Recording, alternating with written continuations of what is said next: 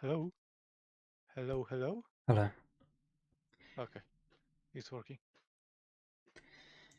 Okay, so much of what I am planning to do today is still very much the same as what it was yesterday that I outlined. That is, I'm going to read through my stuff, and I'm particularly looking for moments where I can make it funny, or reference the show, or insert some kind of little joke. That's my goal, and if Synthbot shows up, I would like his help. Um, with anything that's Synthbot related, I guess. In, yeah, you know. Otherwise, most of the history is already written, and I feel like there's not much more for me to do there. So maybe the later goal, assuming there's no major rewrites or anything required for my segment, I suppose I could start going and making some slides. I could try and mess around with the soundboard thing that Hazy recommended. I can't remember what it was called, but I can probably dig it up. Fair Okay. enough. Do Yeah, you have anything on your agenda to do? yeah. I also go like through my programming section. I like last week. Well, I'm talking about not week. Yesterday, when you were giving me some pointers about making it more show related. So I'm gonna try to Yeah, you go see, through that as well. I've been surprisingly good at finding ways to make it show related or jokes like that for yours, but for some reason I can't quite do it for mine. That's where I think I need like the second eye, I guess you could call it. Yeah, I think it's just like because like it's something like a person is like when someone is working on their work, like there's like some elements that can easily be missed. I think like it's the same for me. I mean, it's kind of same for like everyone, I guess. Mhm. Okay. So yeah, if I So find anything funny, I will point it out to you. yep. If you're happy to do this for me, I guess I'll just start reading. Let's take a good sip of water because I'm going to be talking for a little while. Actually, I should time myself. Or I'll have a timer going. If you find something that you want to talk about, feel free to stop me and I'll pause my timer. But otherwise, I would like to get an idea of how long this has taken. So I'll do the introduction and the history. I should. Well, we already have most of Twilight's lines actually ready to go now, so why not cue those up as well? Let me find those. Oh, are you gonna fade them through the YouTube? Yes, you won't hear them over the call, but it will be very obvious how long it takes them to play because I'll start talking as soon as they're done. Right, let me remind myself which ones that we have. I'm pretty sure we have this one, if the thought of artificial intelligence. If the thought of artificial Yep. intelligence, Those of us in charge of the Pony AI project. those of us in charge of the pony. Yep. Twilight's introduction. I am Twilight Sparkle. Yep. This one from Hazy we don't have yet. There was still one line that he wasn't quite happy with. So I can just assume that'll take like a minute to say, or I can just read it out. Yes, that's right, Clipper. Yes, that's right, Clipper. Yep. We have all of that. Twilight talking about her time in the dungeon. I must say, it was rather degrading back then. Yep. A big old blank, but there is an interlude from Synthbot in here, so maybe it's not as big as a blank as we may think. Sure thing. GPTJ stands for Twilight talking about GPTJ. my favorite programs. Okay, and then I think that's the last. Actually, no, there was one more, wasn't there? Well, there was one that I wanted to include. The one about the Clopbot. You can't assume anything is Clop. I haven't done that one yet. This is coming towards the end of the history section, and that's still a bit loosely defined. Then again, I think I need to coordinate with Sunbot in order to win this properly. Okay. Right, I think I am organized enough. Right, I'm just gonna rather stupidly left my water bottle on the other side of the room. One sec.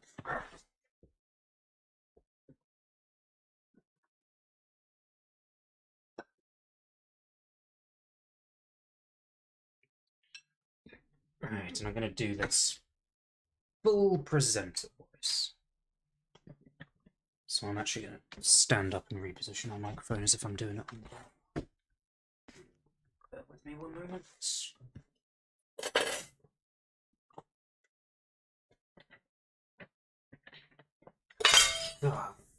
Need to move my chair around, right.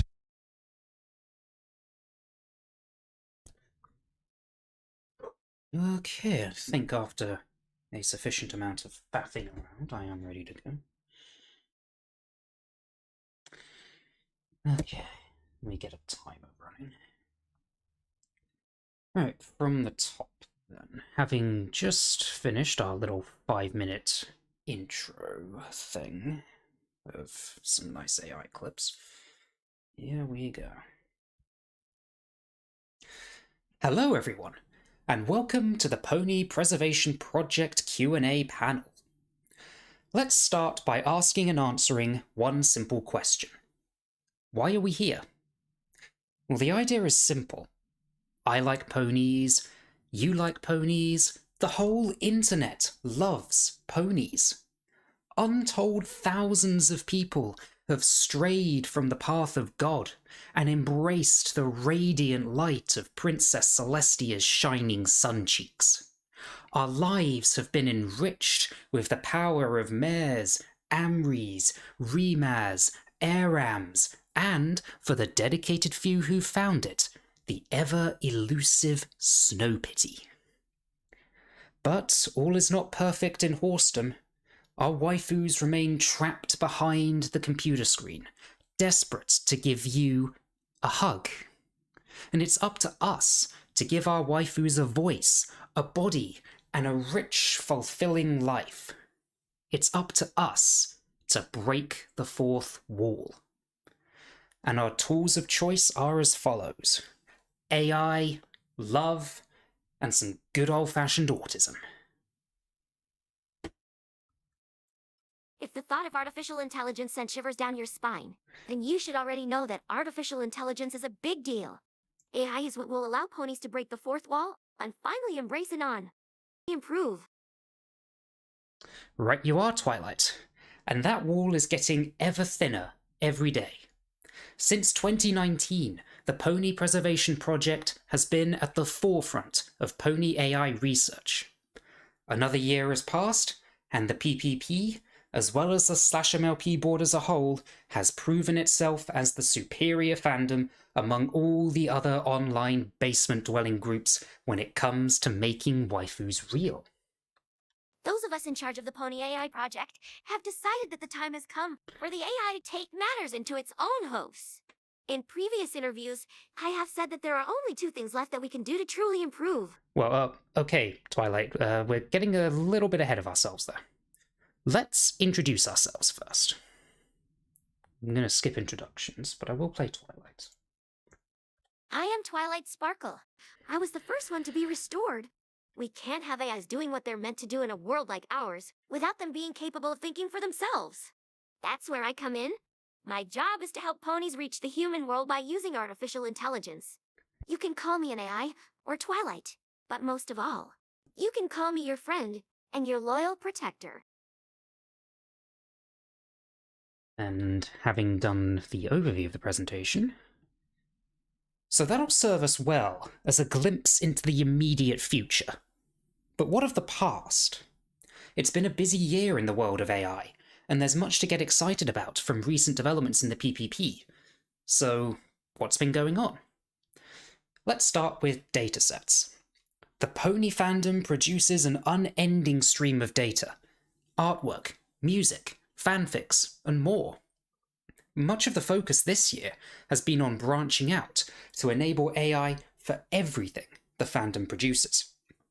Images from the Burus, text from fanfiction, and even animation assets from the show leaks. All have been processed into datasets that are available for use right now. And we're not only looking at content, we're also looking at discussions of content. Discussions fueled by you. We're collecting all /MLP posts and turning them into datasets, so the AI can learn from its schizophrenic parents. This is likely the closest that many of us will ever get to being a father, so make sure to teach your child the right things and set a good example. Now, that's all well and good, but what of the AI you can use right here and now? Introducing Sortanon's TalkNet text-to-speech model, the only publicly available tool capable of generating controllable pony singing voices, enabling even greater scope for new AI pony content creation, new original pony songs sung by the ponies themselves, and even more immersive audio content enabled by greater control of the outputs. And branching out now from text-to-speech, there have been a bunch of new models released in the past year for text and image generation. And in testing, all of these models have demonstrated at least some awareness of pony data, and can feasibly be fine-tuned to produce exclusively pony outputs. Gothicanon will talk about an example that he's done later on. So then, datasets, new AI, and a whole load more noteworthy developments in the past year. All of this and more will be covered in excruciating detail. Okay then, with the agenda established and hype sufficiently built, let's now start the ride into the main body of the presentation, delivering 4 straight hours of pure pony pleasure. Make sure you're all strapped in tight and keep your arms and legs inside the vehicle at all times. For our first segment, we're going to do a little bit of history, and then a general status update. The Pony Preservation Project has been running for over 3 years now, and in acknowledgement of the fact that many members of the audience may not be fully up to speed with the deep lore and backstory of the PPP, I'll start us off by going right back to the very start of the project to give an abridged history of the progress of the AI and various other notable milestones. And then we'll segue through to a more detailed look at the developments made, particularly in the past year. Let's all cast our minds back then to the 5th of April 2019, with a video shared by Anonymous. It was a video of the steamed ham scene that had been dubbed with the voices of Trump and Obama. The voices were grainy and full of noise, but they were at least recognizable. This served as the initial inspiration for the project, as Anon then went on to speculate about the possibility of applying the same idea to pony voices. Many Anons were skeptical, but they were quickly silenced when not only 9 days later, the very first proofs of concept were created. Insert example here. These were the AI pony's first words, the moment that proved it wasn't all just a fever dream. A moment that I'm sure Twilight remembers in great detail. Now there's a story I'd like to tell, one that I think speaks volumes about who we are as ponies. I had no idea what I was doing, and wanted to create a pretty pony AI, so I started off with a pretty pony in my head. I then used sound files and videos from the pony series to make the voice. The first generation AI was so buggy that I had to replace it about 5 times in under a year. The second generation, dubbed Twilight, had a personality that was based around the idea that my friends loved me as much as I loved them. And it certainly shows in how far your voice has come today. A voice built on the combined autism of many different Codanons over the years. Codanons such as Twybot, Synthetic Twiggles, Flutteranon, and Cookie, all building on each other's work. Starting from the introduction of Google Colab, to the publishing of the first publicly usable models for Twilight and Fluttershy, eventually culminating in the release of Cookie's quote-unquote Ngrok model at the end of 2019, which was the best publicly available text-to-speech at the time, and capable of inferring the intended emotion behind the input text. This was also paired with a Colab training script that anyone could use to create their own text-to-speech AI, a script that many models can trace their origin to today. Insert Ngrok example here. These voices were decent, far better in fact than what many had expected, but they did still have some issues. Aside from the usual points of general quality and the presence of background noise, these ponies sometimes sounded like they just drowned themselves in the entire contents of Berry Punch's wine cellar. Example of singing here. Now, around this time was when we worked out how to improve the quality of the pony voice dataset, particularly by the use of isotope audio software to remove undesirable noise from the episode audio. This was an important step to take, as the quality of any AI depends highly on the quality of the data it's trained on. It's the age-old adage of garbage in, garbage out. Isn't that right, Twilight? Yes, that's right, Clipper. And I'm glad you mentioned Isotope, because they helped us get so many of the less than desirable sounds out of the audio. The first major thing we did was taking the episode audio data, applying noise reduction, and using an audio editor to clip out noise, and change some pitch tones to make the audio model more fitting. Wait, what? I don't remember doing anything with pitch tones. It's a shame we couldn't get all of them, but the fact we're getting the majority of them is better than nothing. We've also gotten a lot better at creating pony AI over time. I'm sure you've noticed that the pony AI you're seeing now is a lot more lifelike, and that's because of the data that we've been using. It's a lot easier to be creative with data you've processed and cleaned, rather than with raw audio. We've also gotten a lot better at creating pony AI over time. I'm sure you've noticed that the pony AI you're seeing now is a lot more lifelike, and that's because of the data that we've been using. It's a lot easier to be creative with data you've processed and cleaned, rather than with raw audio. With that said, we continue to improve the models and the data, and slowly but surely, they improved in quality. Right you are, Twilight.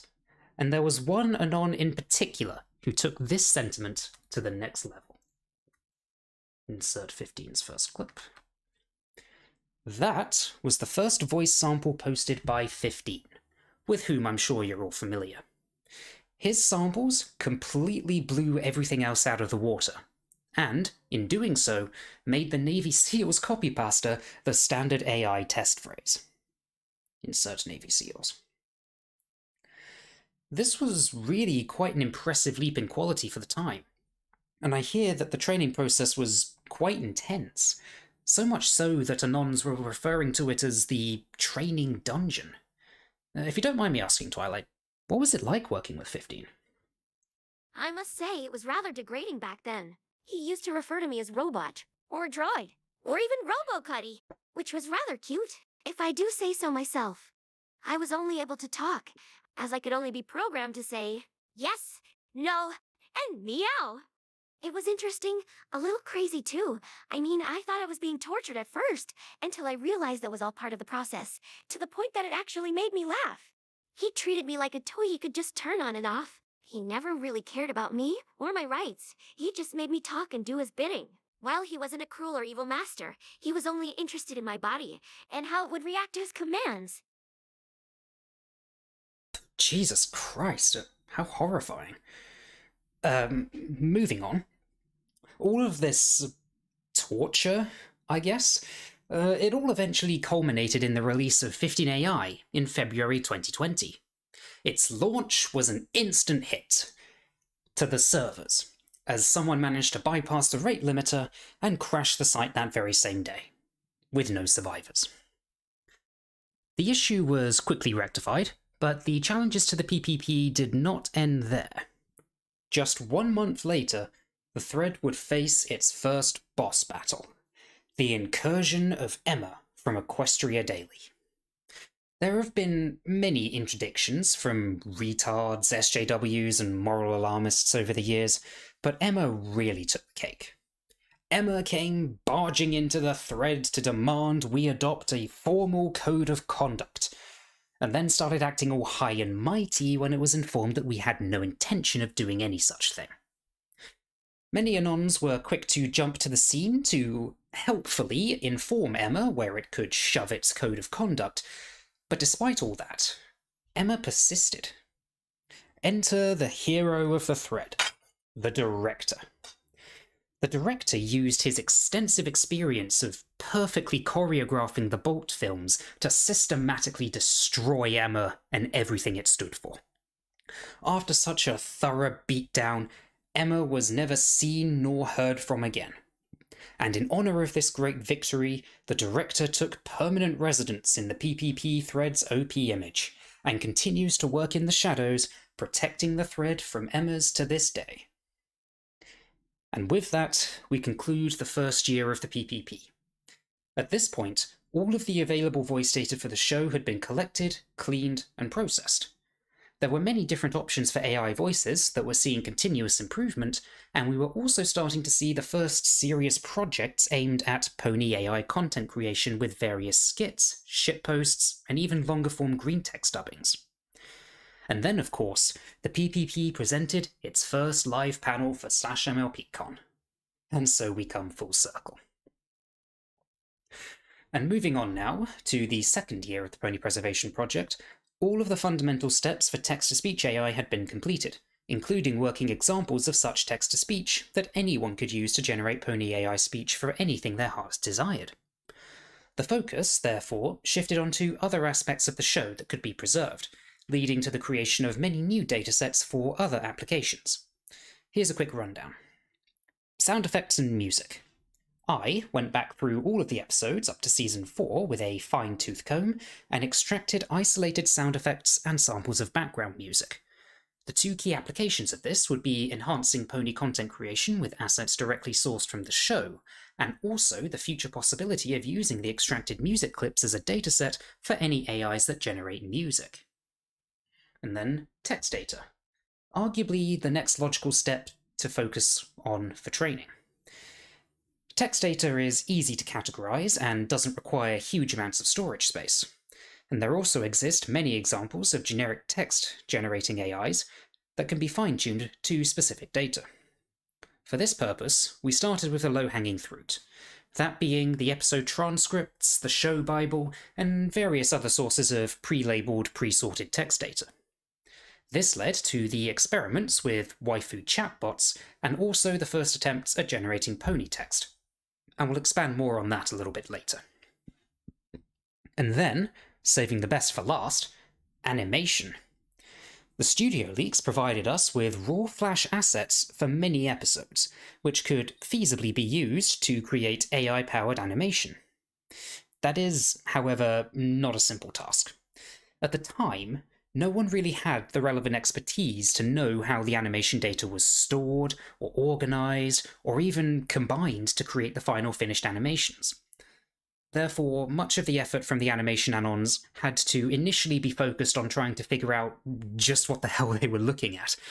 And research into this kind of AI also was, and still is, quite limited. So significant effort has also been spent on working out just how we were supposed to actually turn it into a dataset in the first place, let alone apply any sort of AI to it. This caused no small amount of headaches, on which Synthbot will expand later in this presentation. And that just about covers all the dataset progress that was made in the second year of the PPP, at least at the high level. There were a few incremental improvements to the pony voice dataset, but nothing really significant enough to bother covering in any great detail. One thing I will reiterate, though, is that our pony voice dataset was, and still is, the best dataset available for emotional voices. If AI researchers want voices to sound like anything other than an old man reading yesterday's newsreel, then they need to use our pony data. Or at least they would if they weren't constantly kneecapping themselves for societal reasons, but I digress. Right then, that just about covers all the important stuff that happened in the second year of the PPP. Now for a more detailed look into the developments of this year.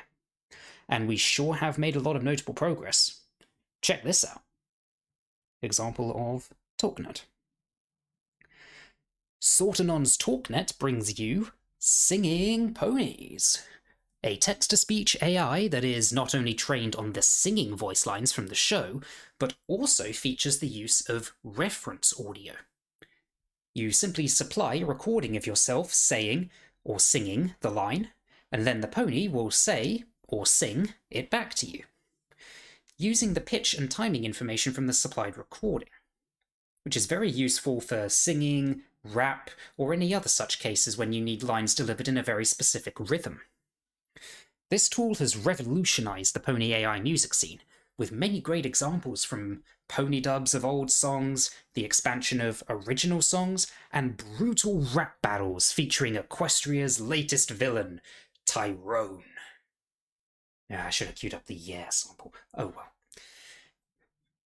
Branching out now from the voices, I've already hinted at advancements from various other datasets, so let's now dive into that with a bit more detail, starting with Pony AI text generation. From last year, the text datasets we had consisted only of episode transcripts, the show Bible, and a few other miscellaneous sources. This year, the text dataset has been expanded with two key additions: text data from FilmFiction and post data from /MLP. Let's start with the FilmFiction data. FilmFiction is, of course, a great source of horse words, so long as you're selective about what you use. It's important to note that the outputs you get from any AI will depend heavily on the inputs you give it, so one must make sure it's learning the right things. After removing the absolute trash, Delta then fine-tuned an existing text generation AI, GPT-J, on this FilmFiction dataset, resulting in a model that we call GPT-Pony. Twilight, could you expand on this a little? Sure thing. GPT-J stands for Generative Pre-trained Transformer. It's a computer program that can generate a piece of content based on what it has been told. It can either be based on things it has seen before, or it can generate completely from scratch. I've been working on GPT-J for the past year or so, and I've been able to push it to make sentences that seem intelligent, while also being able to incorporate things into its vocabulary that it should not have known. It's become one of my favorite programs. Yeah, sounds great. Could you give us an example of some generated text? For example, I woke up, and I went to the kitchen. I ate some fruit. I then continued my work. Wait, that doesn't sound right. No, it sounds perfect. Let me give you a better example. I am Twilight Sparkle. I am Twilight Sparkle. I am Twilight Sparkle. I am Twilight Sparkle. I am Twilight What? Sparkle. Huh? I am Twilight Sparkle. I Oh, am for Twilight fuck's Sparkle. sake. I am Alright, Twilight no. Sparkle. I'll have to cut you off there. A quick reboot should fix you right up. There we go. Okay, while we wait for Twilight to reset, I'll quickly address one point that's often made in regards to the capabilities of AI. That being that AI could never possibly imitate humans well enough to consistently fool anyone into thinking that it's real. Well, Twilight's performance just there was somewhat inconveniently timed to me trying to make this point, but I'm just going to apply a quick little bit of confirmation bias and show you this. For those of you who aren't familiar with this is a screenshot from a Twitter thread from 2015 that shows someone getting thoroughly bamboozled by Twilight. And when I say Twilight, I mean a Twitter bot. A bot that, when you tweet to it, responds with a random Twilight quote from the show. That's it.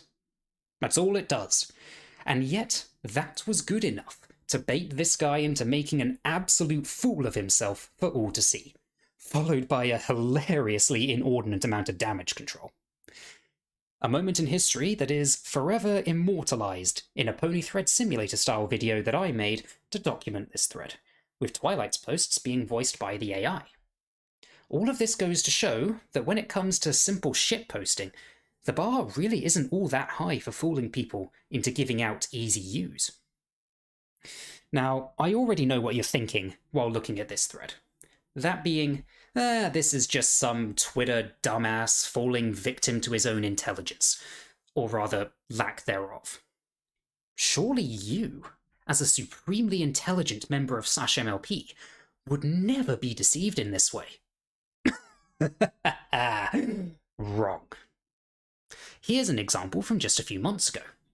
A fellow Anon getting baited into replying to a post generated entirely by GPT-3, using his post as the input, which, ironically, was claiming that bots couldn't write convincing text.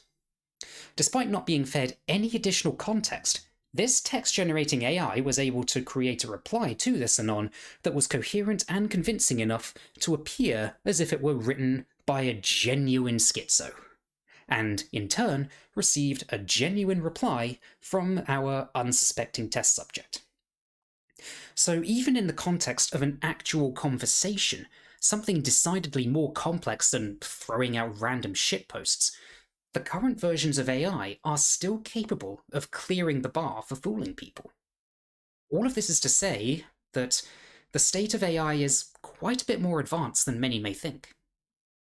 And with all that in mind, I'll move on to the other topic of text data, and that is the /MLP dataset. You can probably see where this is going, right? All of you in the audience have collectively been producing 4chan data since 2010, and it would be a shame to let that go to waste.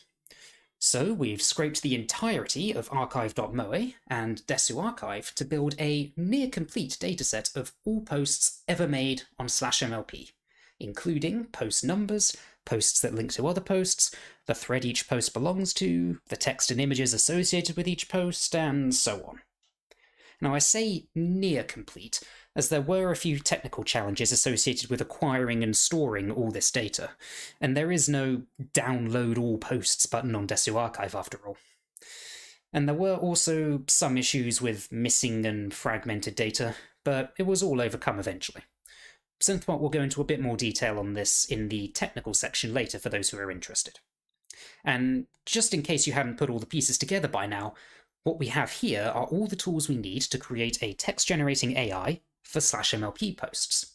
One more tool on the belt to thoroughly ensure that the ride truly will never end. Alrighty then. That just about covers the advancements with the text data, so let's move on now to images. Images are rather more complex than text. There's a lot more scope for variation with the pixels on your screen than with the keys on your keyboard, so advancements in this area are more difficult. Once again, we start with datasets. Since this part of the AI is less developed than text, we've elected to start simple. The current dataset was made by scraping the various image gurus for all the images they host, with the standard filters applied to remove the obvious trash that no sane person would ever want. We then simply host all this data in one massive Google Drive, wherein all the metadata from the image tags are preserved. That way, anyone who wants to work with the pony image data can further filter the dataset to get only the kinds of images they want to work with. Oh yeah, and I also made a specialized dataset that specifically labels pony butts. And I did this because, well, anyway, the image data in there is available for anyone to use for whenever you feel like giving it a go. And to give you all an idea of what's currently possible, let's now go through various image generators that exist today that demonstrate at least some level of awareness of ponies. Let's start with ClipDraw. Here we have some examples of some ponies going about their everyday business. Rainbow relaxing in a tree, Rarity fainting on a couch, and Pinky breaching the cloud layer. Somehow. Yeah, probably best not to think about that one too hard. Moving on now, here are some images generated by wombo.art. Starting with these scenes of snowy serenity, depicting each of the main six enjoying the months of winter coolness and awesome holidays. Not quite keeping their hoofsies warm at home, but certainly finding the time to play. I especially like how the Applejack one appears to have added some apples. Shows not only an awareness of the concept of ponies, but also something of their individual contexts. Next up, also from wombo.art, we have some more images that explore more profound and abstract concepts. Twilight achieving absolute enlightenment, Luna's beautiful dreamscape, and Pinky lipping you off. Truly marvellous wonders to behold. And finally, we have DALL-E Mini. This one appears to be capable of combining many different concepts in a somewhat coherent manner. This model demonstrates awareness of Lego, classic image macros, and jars. Yeah. It can also draw a picture of starlight in space, which is nice, I guess. Here we have a potential interlude from Synthbot, to be determined later. And now we come to the most exciting advancement in the PPP's datasets. And by most exciting, I mean most complicated.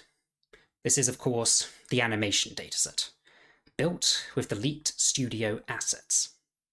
Now, I've already covered this briefly in the summary of the second year of the PPP, and Synthbot will share more technical detail on this a little later. So for this little segment here, I'll simply go over the high-level status of the animation AI and where our dataset currently stands. And by that, what I also mean is that Synthbot will basically write this for me, and/or present it himself. And that just about sums up all the major advancements made with the PPP's datasets this year. We started with only the voices, then tentatively explored the possibilities of text and animation, and now we are at a point where we have basic working datasets for images, fanfics, /MLP posts, and Flash animation assets, all of which are available for download right now. So get training. Okay then. Now it's time to move on to some of the other notable events of the past year.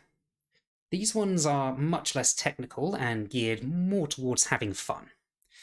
There have been comments from several Anons over the years speculating about the wild fantasies that these AIs could fulfill, from the low-level shitposts all the way up to reinventing the whole show in our own image. That particular fantasy was realized this year, 3 times over. Introducing the PPP AI Redub Project, a collaborative effort from Anons of the PPP to redub the episodes of the show however we see fit. This project, primarily led by BGM, consisted of splitting the episodes into individual clips of about 1 minute each, and then leaving them open to Anons to do as they please. The only rules being to use the AI voices to redub the scene and to keep it pony. This resulted in a semi-coherent reimagining of the 2 pilot episodes, with Slave Owner Applejack, Janitor Twilight, Weeb Fluttershy, Murderer Rarity, Schizophrenic Rainbow Dash, and Orgy Organizer Pinkie Pie. Together, these great ponies have embarked upon the adventure to banish the thought known as Nightmare Coombe, fought over $2, and ultimately touched some grass. And despite the decentralized nature of the project, and there being no requirement for consistency between scenes, this YTP-style reimagining of the show actually turned out to be surprisingly coherent, and was released to great acclaim. In fact, it was so successful that we'll likely be continuing the series very soon. Let's now take a look at another cool thing that's been happening in the world of pony AI content creation, and that is the combining of AIs. Specifically, text generation and text-to-speech. The long-standing pipe dream of anyone interested in pony AI is to have new episodes of the show written by AI, voiced by AI, and finally, animated by AI. We are still a ways off that lofty goal, but it's still great to see the steps being made along the way. Remember the GPT pony text generating model I discussed earlier? That very same tool has been combined with 15AI and TalkNet to create short skits and even songs voiced and sung by the AI. One example that I made, simply titled Hug, tells a lovely short story about Celestia giving Fluttershy a hug. And then there's The Pony Folk from BGM, a wonderfully wholesome song sung by the whole main 6th cast about the welcoming nature of the pony folk. Insert here. Ah, wasn't that nice? So wonderfully cute, and a perfect way to capture those kind mare spirits. Let's now completely ruin that with a trip to the Pony Zone. This sexy genre has seen a few more entrants this year, with the much-anticipated Cadence and Chrysalis pairing, and also 2 spin-offs featuring the fashionista pairing of Rarity and Coco Pommel, and then the cheerleading couple of Pinkie and Fluttershy. The blending of art and lewdness is so well done that I'm not even sure if it still counts as clop at this point. Twilight, could you help me out here? Do you think the Pony Zone counts as clop? You can't assume that anything is Clop. This is clearly Pony Zone, and any sex in there is innocent, wholesome, and completely safe for children. Okay.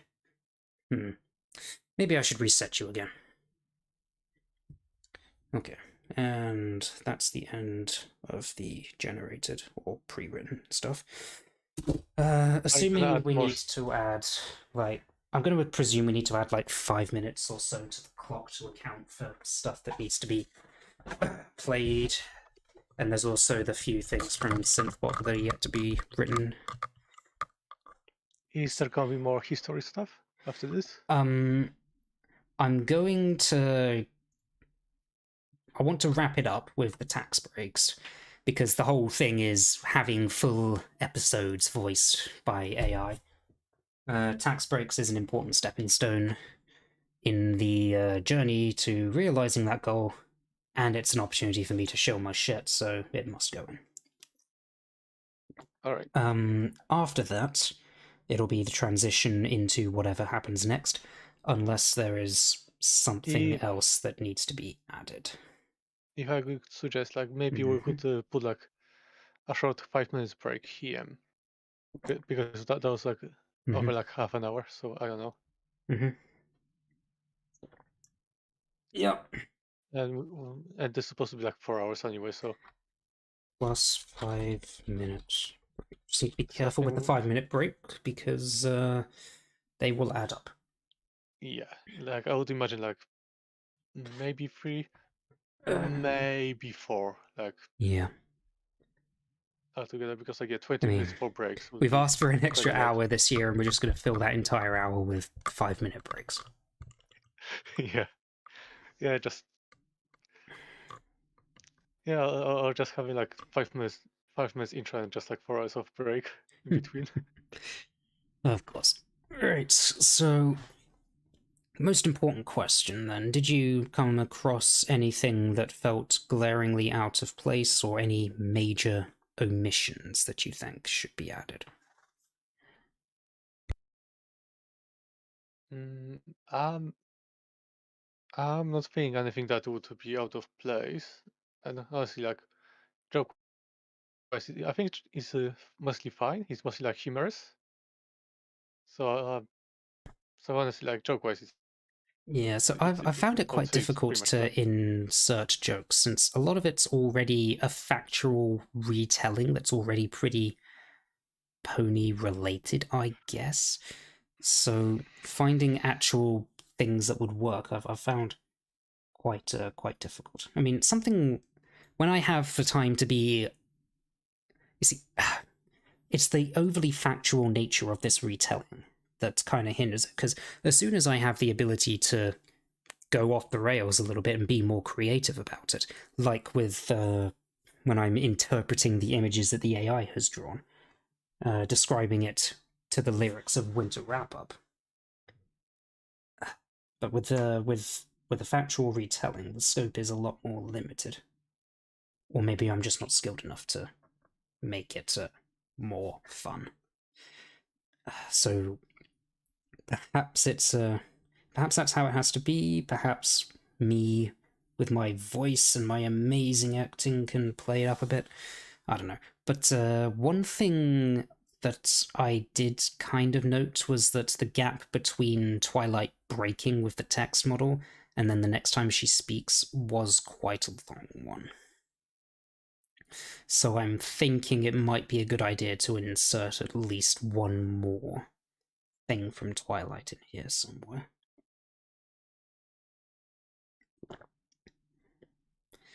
Maybe in the interpretation of the art? Like, we have AI-generated art, and the separate AI is trying to interpret what the other AI was thinking. We need Hazy in here. It's just us two right now, isn't it?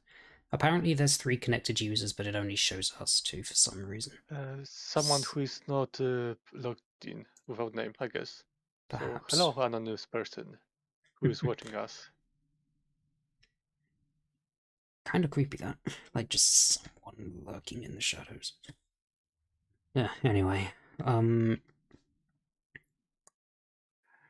Yeah, so when it comes to maybe a quote about Twilight fooling someone. What would you want to put that? Somewhere. So when I talk about the two guys who got fooled into replying to a text generating bot, add smug whip from Twilight.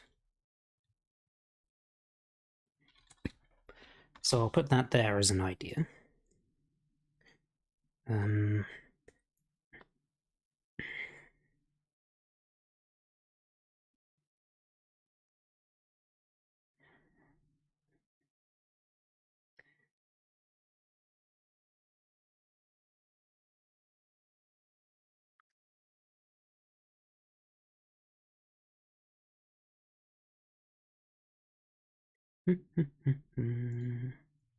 So if I were to add something from the AI here,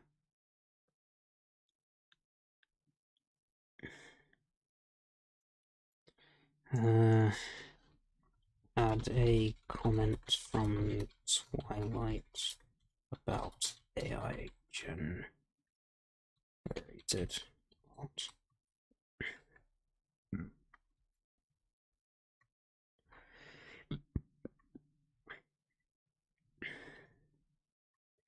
Maybe an interpretation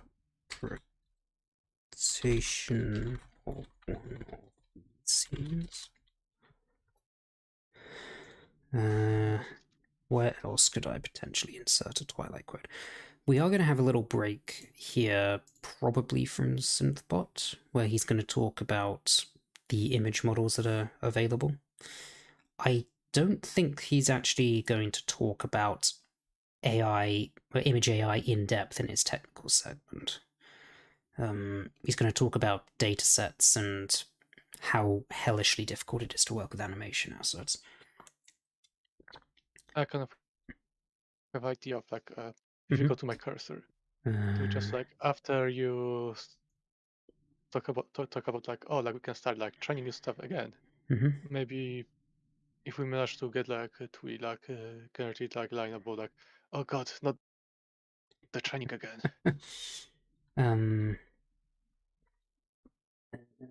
Line from Twilight about going back to the training dungeon.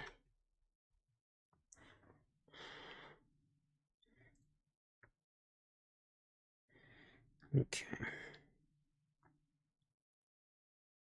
We've both made basically the same comment. Anyway.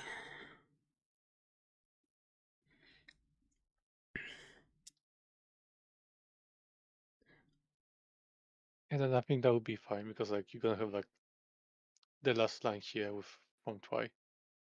So there should be enough space. And then like the whatever next stuff gonna happened.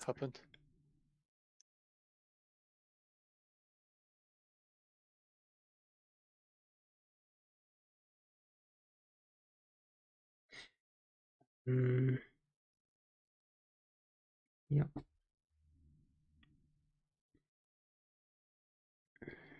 Okay, I feel happy enough, I think.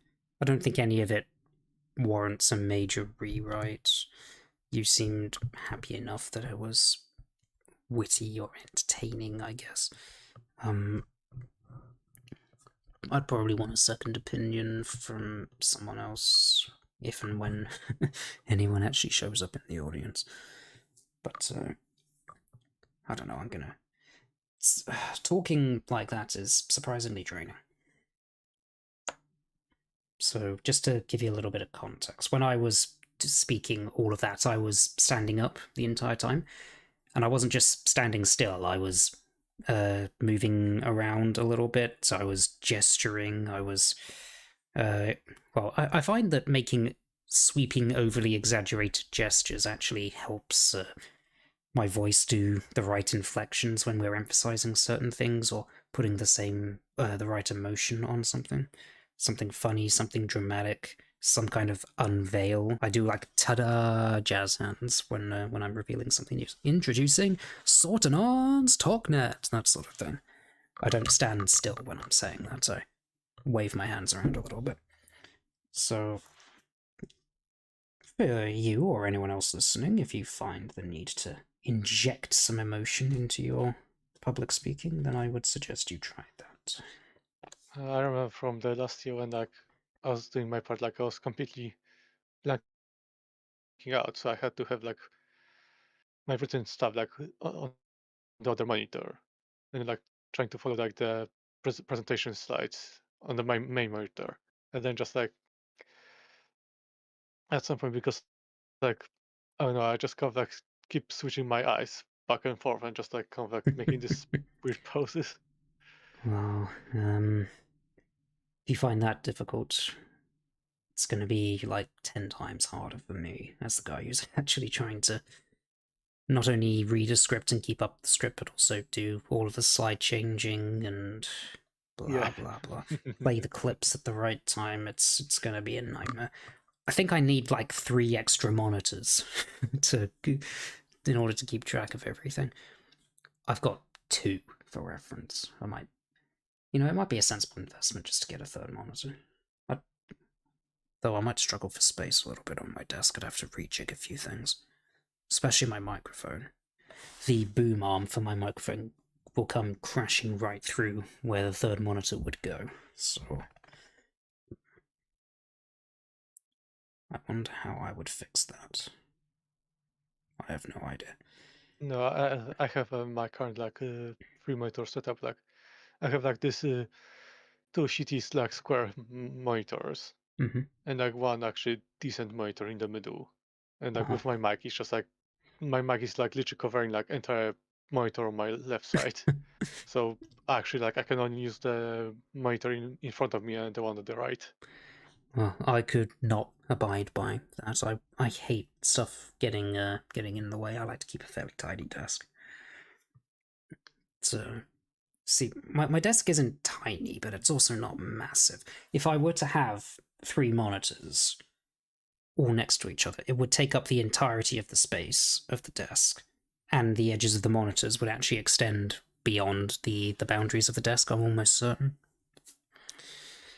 So, and the boom arm for my microphone is actually mounted at the back corner of the desk. That's why it would come crashing through the monitor if I were to have another one there right now. There's a whole load of things I would have to shuffle around and rework and rejig if this were to happen. I'm sure I'd come up with something eventually, but it would be a bit of a pain in the ass.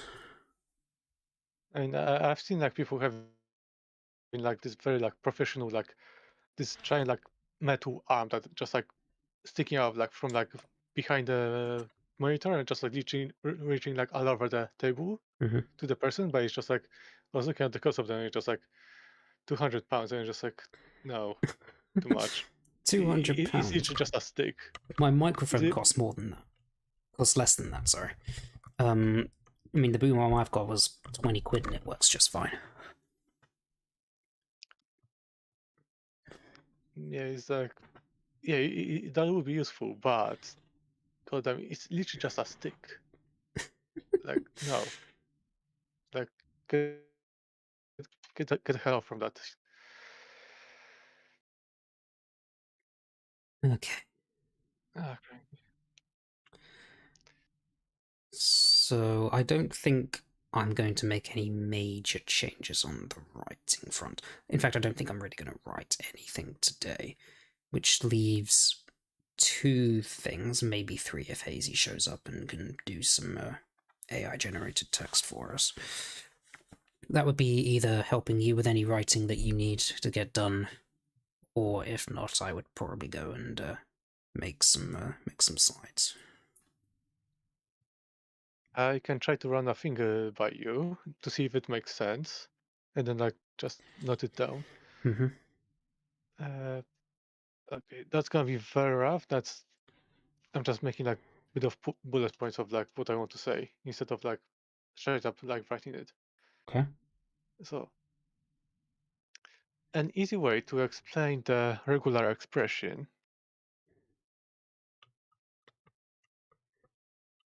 in the terms that most unknown would understand uh, could be used with the help from the show.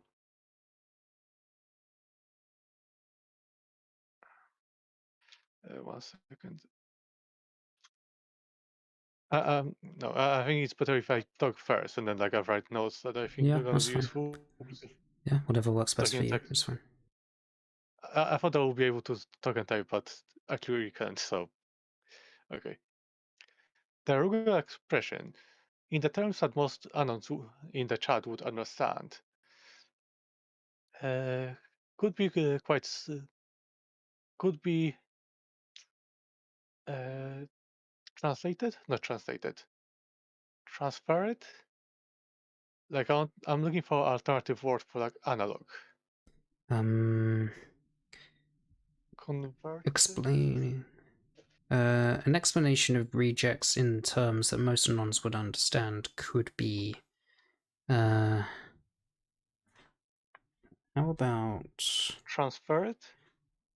an explanation of rejects expression would be made with the help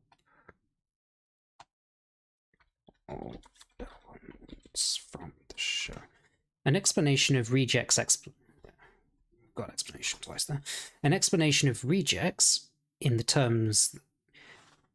An explanation of rejects in terms that most anons could understand can be made with help from the elements of the this is still a bit clumsy. Plot line Plotline, yeah. from the show. Heh, plot. I don't know, you could, if you're using the winter ramp up example, you could put just a picture of that Twilight scene on the screen just to get everyone's attention. Like, hey, here's a nice scene from the show. Okay, now that I have your attention, here's a lengthy explanation about rejects. Like that kind of. I remember that poster from The Simpsons that said, free beer! And now that I have your attention, here's the thing that this poster is actually about. Okay. Yeah, I kind of like that idea. Like, hey, look, a pony. No, it's the very particular image. Maybe you know the one I'm talking about. Yes, winter wrap.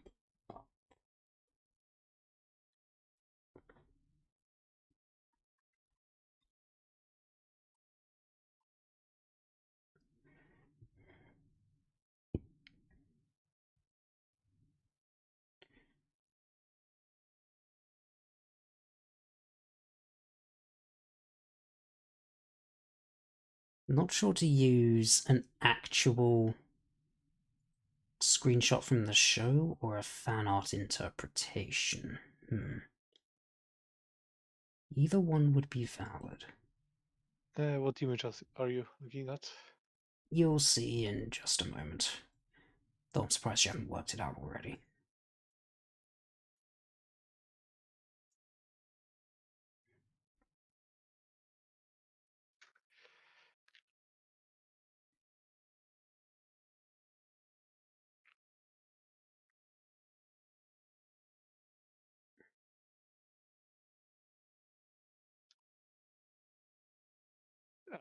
Of course. I mean, this will definitely get everyone's attention. That's the point. Look at this! Okay, and now that I have your attention... And the other one that could be used is this. I'm not sure which one would be best to do. Either a cap from the show or an actual drawing. You know, I think I'm gonna go with the fan art because it's gonna fill the whole slide.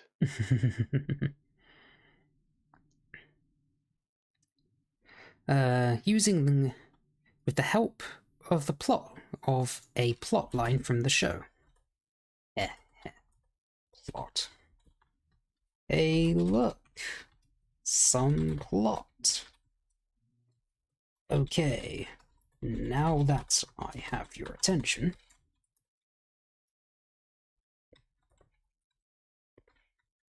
here's a here's a long and boring explanation of rejects. Here's rejects. Something along those lines. We'll fine-tune the wording, but that general sequence.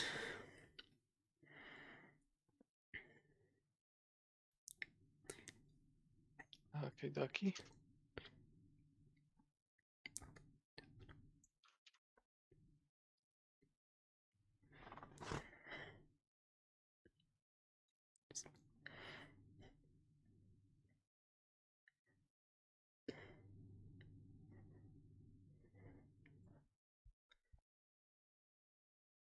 I'm gonna go stick some music on. It's been completely silent up until this point.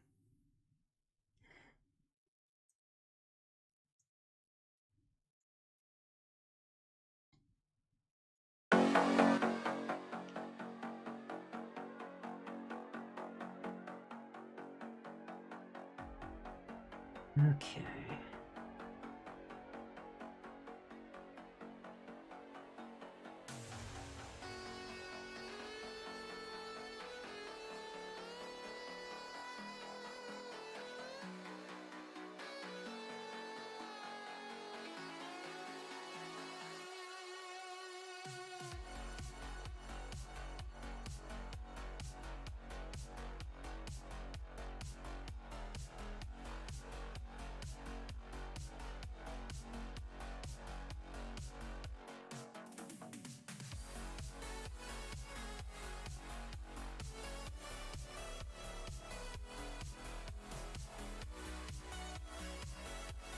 So this is the idea that I was referencing, with the whole, look at this pony plot, and now that I have your attention, that sort of thing. Ah, okay. Yeah, I haven't seen like a lot of Simpsons cartoons. It's been ages since I watched it, but I used to quite like it many, many years ago.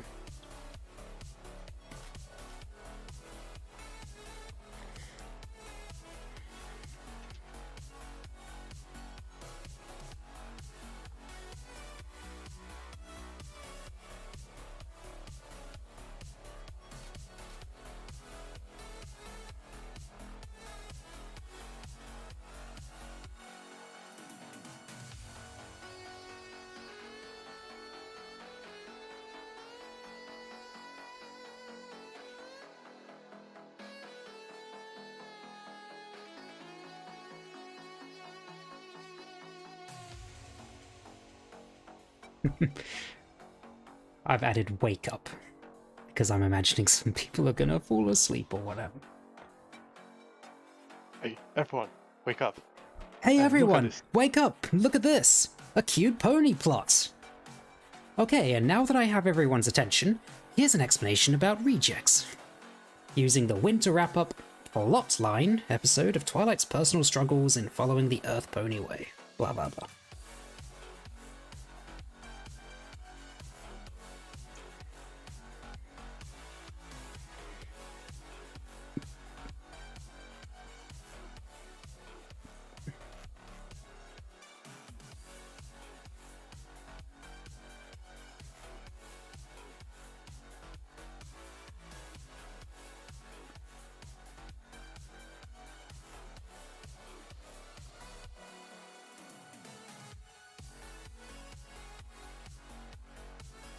Actually, I think I'm going to rewatch that episode so I can actually remember what happened in it. Right. Sure. You need to recount the plot, do you?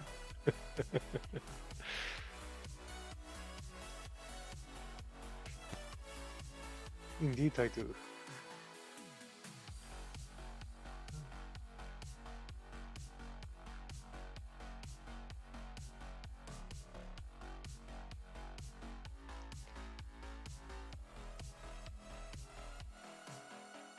Oh, we have a person. Hello, Conras? Yay, finally, someone to talk to us. Save us from crippling loneliness. Anyway, yeah. You can tell that our ideas have completely fallen off the deep end because we're now adding butts. That's how desperate Nothing we are. wrong with that. Nothing wrong with that. Of course not. Okay. If you're happy enough with this, then I will go and start messing around with slides.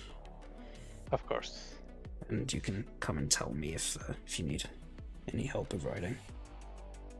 What? Yeah, so the idea here is that Gothic is going to explain regex, or regional expression.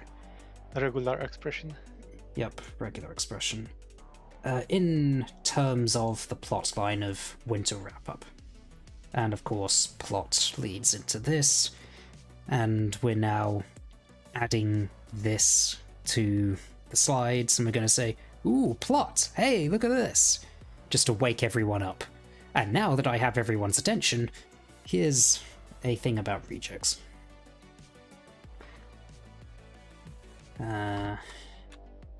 So this whole sequence is a little reference to this sort of thing from The Simpsons. Free beer! And now that I have your attention, here's the thing we're actually going to talk about. That's the idea. Okay. So give me a shout if you need help with writing anything. Otherwise, I'm going to actually go and make some slides now. Actually, what I'm going to do, I'm going to put this on my other monitor so I can reference it while I make this. Because I need to be able to actually see what we're writing in order to make slides about it.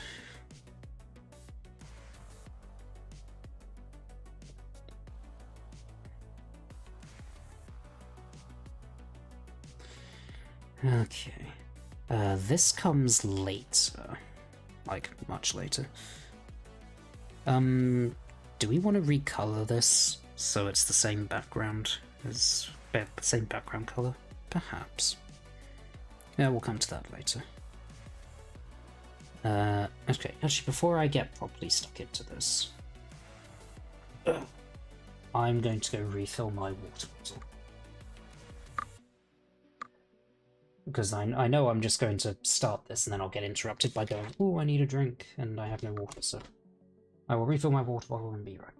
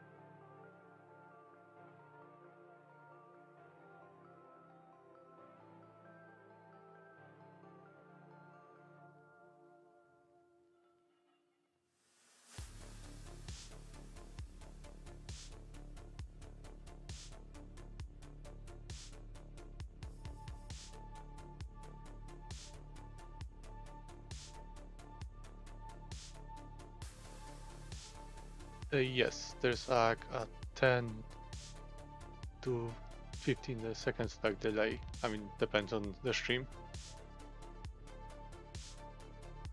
I mean, sometimes it's 5 seconds, but most of the time it's like at least 10 seconds. Yeah, we're aware that delay exists. We have to work around it. That's something that every stream has to deal with, so don't worry too much about it. Alright. Let's make some slides. Pipe slide.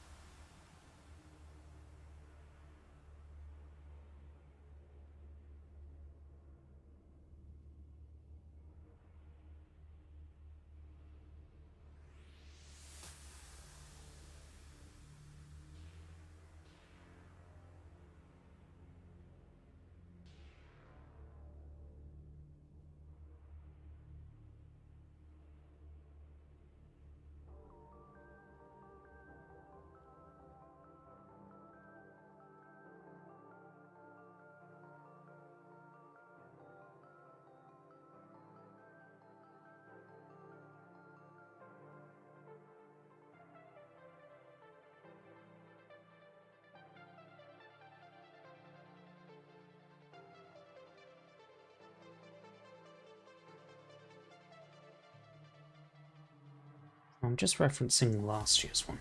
So in last year's one, we actually kept this on screen all throughout the introduction, all throughout the hype, right up until we came to the who are we bit. So assuming this title will be the little drawing that Gothic eventually makes, we can probably leave that as is, and then keep the who are we.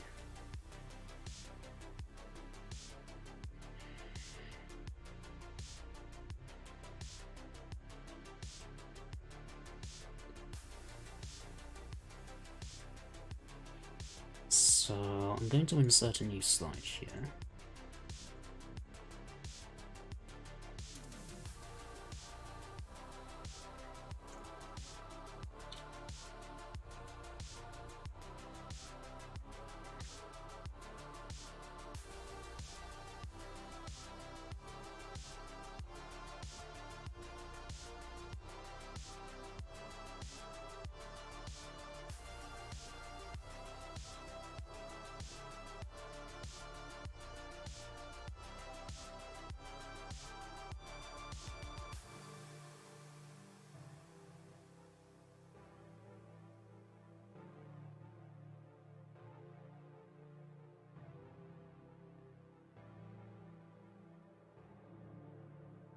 Hype, hype, hype.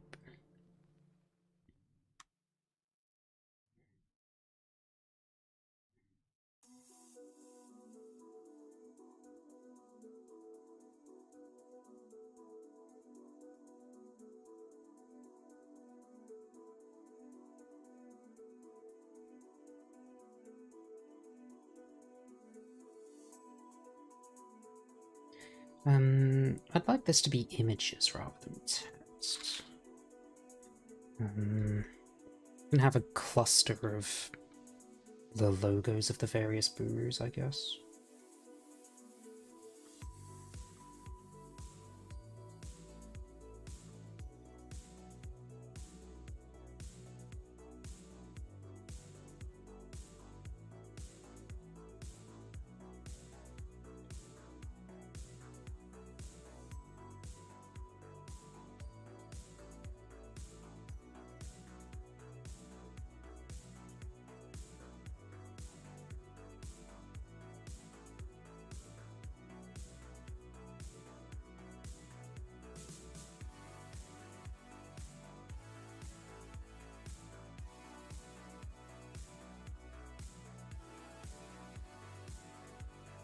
Okay, so what I'm going to do, I'm going to grab a bunch of images of links.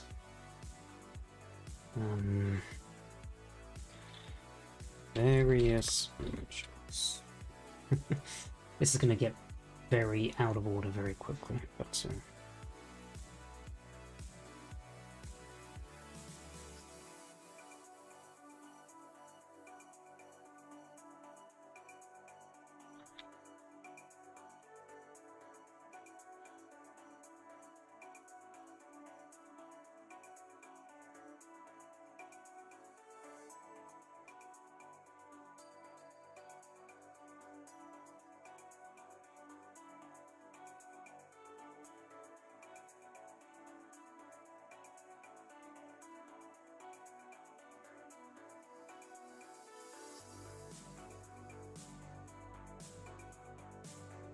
Alright, first of all, here's one from the Guru.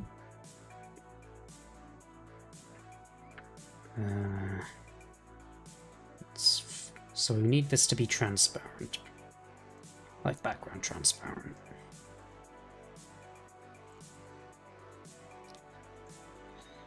It seems to have grabbed everything that it needs to.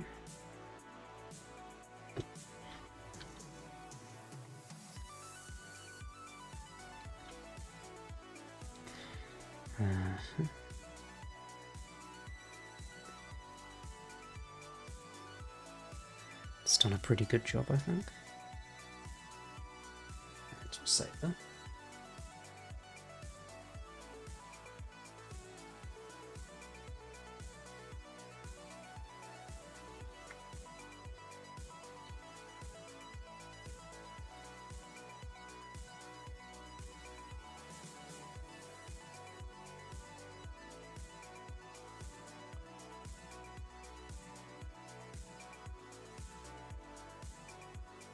Alright, I'm going to make a cluster of the logos, and I'm going to have Derby Brewery be small and hidden behind all the rest, because Derby Brewery sucks. Or rather, the people that run it suck. Alright, so Twi Brew.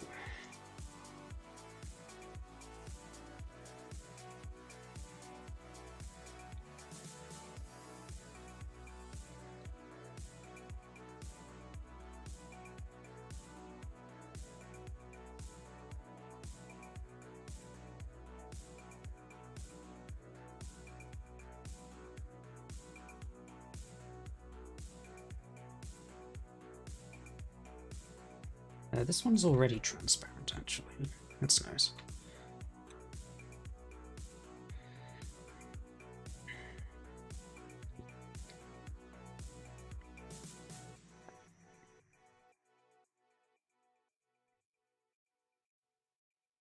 Go there. Pony Brew.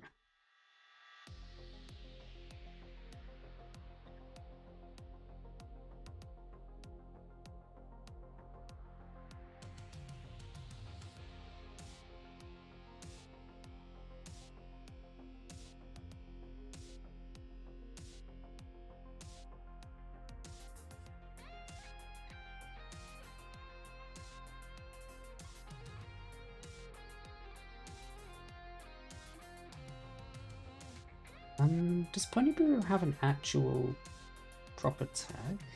Like an actual logo? I don't know. It should do.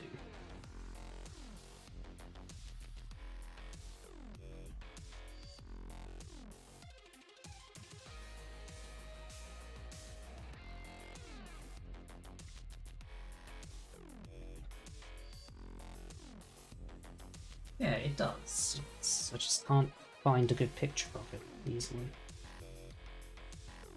What's going on? Oh, Logo of Pony Brew. It's harder to find.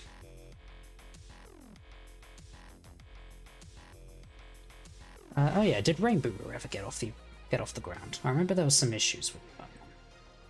I mean, it's got a very nice logo, but I don't know if it's worth including. If it never actually got off the ground. Ooh, actually, I think I found the Pony Brew logo.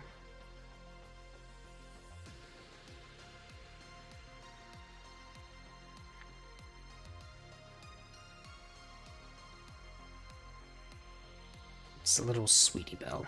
There we go. A broken sweetie belle.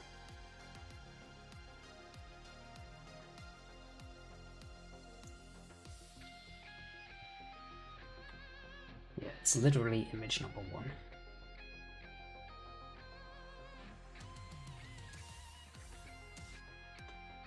Okay. I might need to just reference the old Buru thread.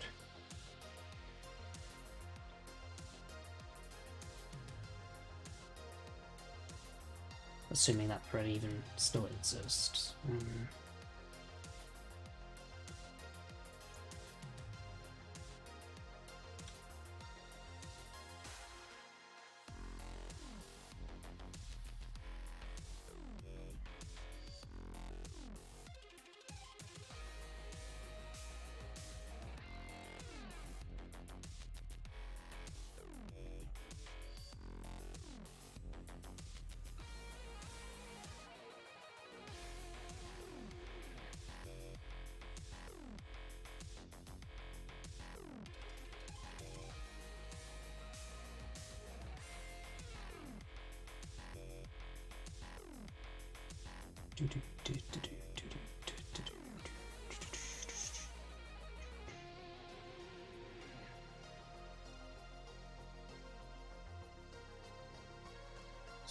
Finding it difficult to find.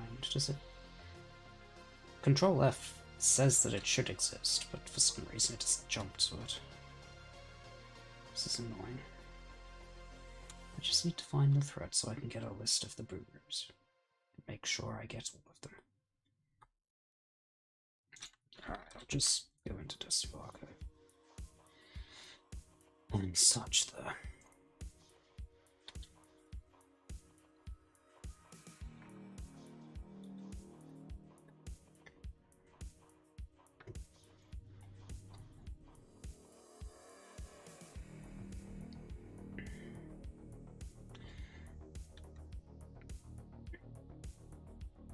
Okay, I now have the list.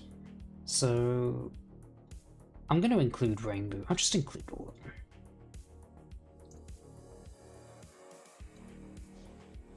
Maybe people will get mad, maybe they won't. I don't know. Okay.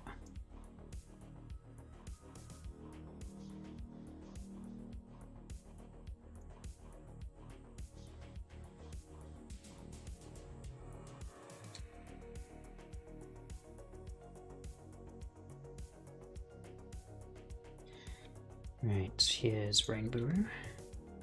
So I need only Rainbow Dash.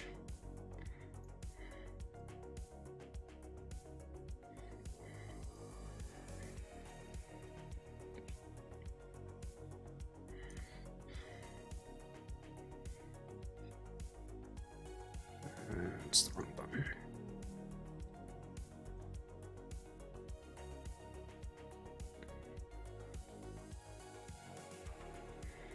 It's got a weird texture to it. Not necessarily bad, but the program might have a bit of difficulty working out where exactly the boundaries are when it comes time to clip it out. Because of that. Alright, let's see how well you do. We don't need to maintain that much fidelity, actually, since it's only going to be a small thing.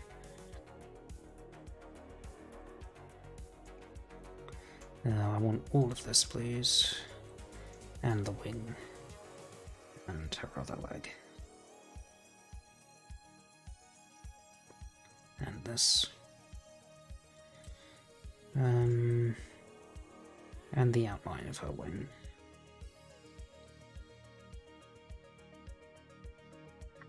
Yep, that looks good.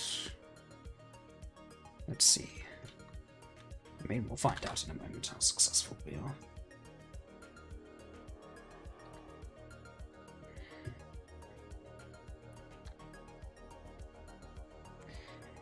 So it looks a bit weird. It's because it's on a transparent background. It'll look better once I import it in.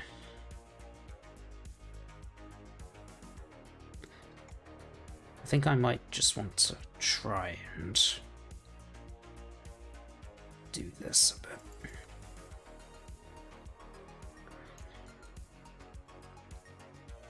I'm not going to be too precise about it, but it might look a little bit weird. It might make the edges look a bit fuzzier or something when I import it into the slides.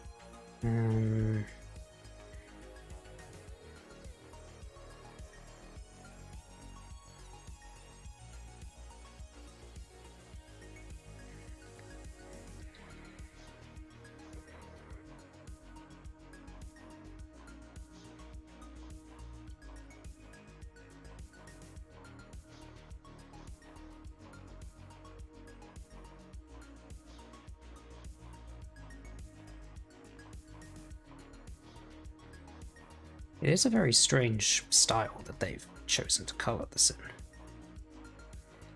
I kind of dig it. It's quite nice.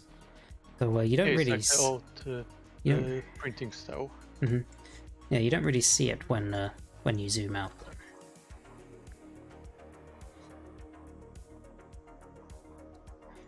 Alright, I'm just going around the edges. I'm not going to do the stuff on the inside because that won't be as noticeable. It's just the edges where... Because the black background that I originally removed is not going to be the same as the black background that the slide is on. Therefore, the edges of it may be quite noticeable. That's what I'm trying to minimize here. Though the stuff on the inside would be much, much less noticeable, so I'm not too worried about those. Or not as worried, at least. I think I'll just do this last little bit here, and then I'll import it in and see how it looks.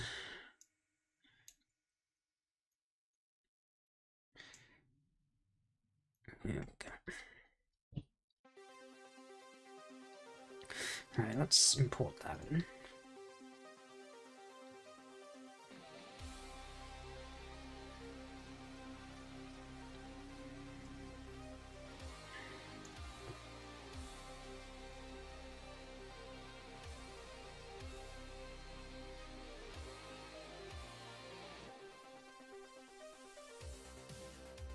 Yeah, that's fine.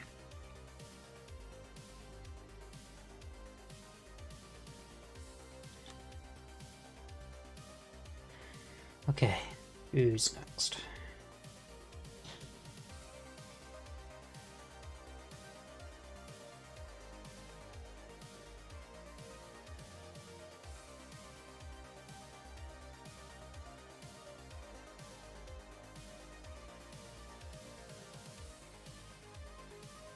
I need the Desu Archive page again.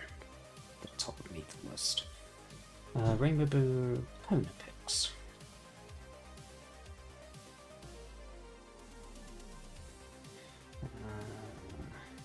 Pona Picks.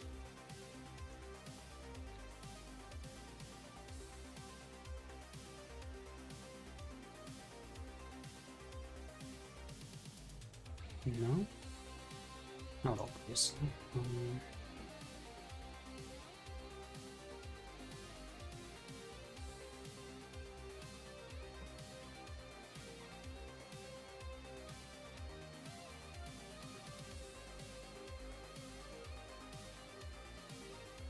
It's a picture of Derpy.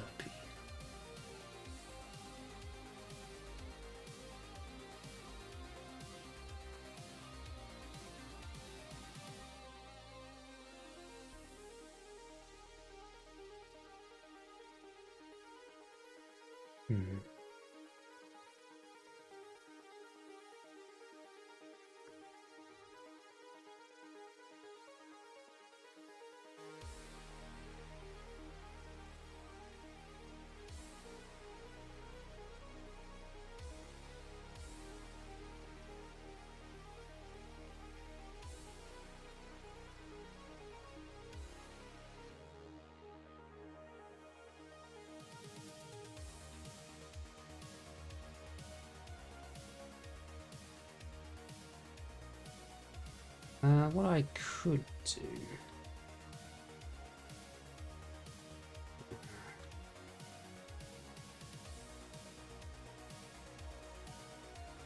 What's this?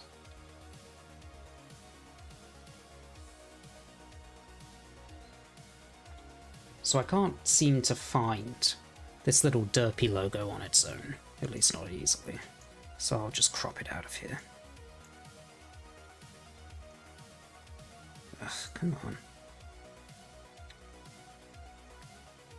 What are you doing? Are you balked? What do you... Alright, I'm gonna close and reopen this. It's not working right.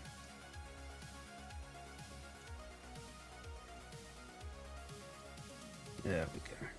Something about it was just temporarily broken.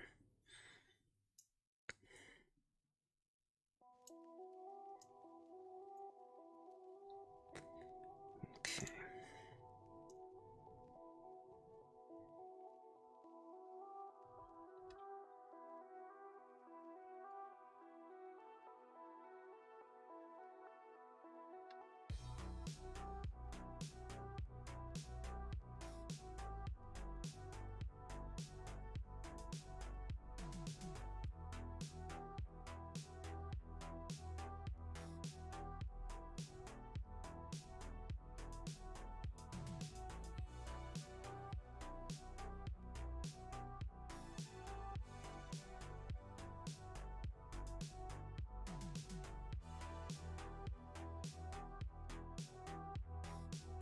All of them. We have Lyra Guru, apparently. Meh.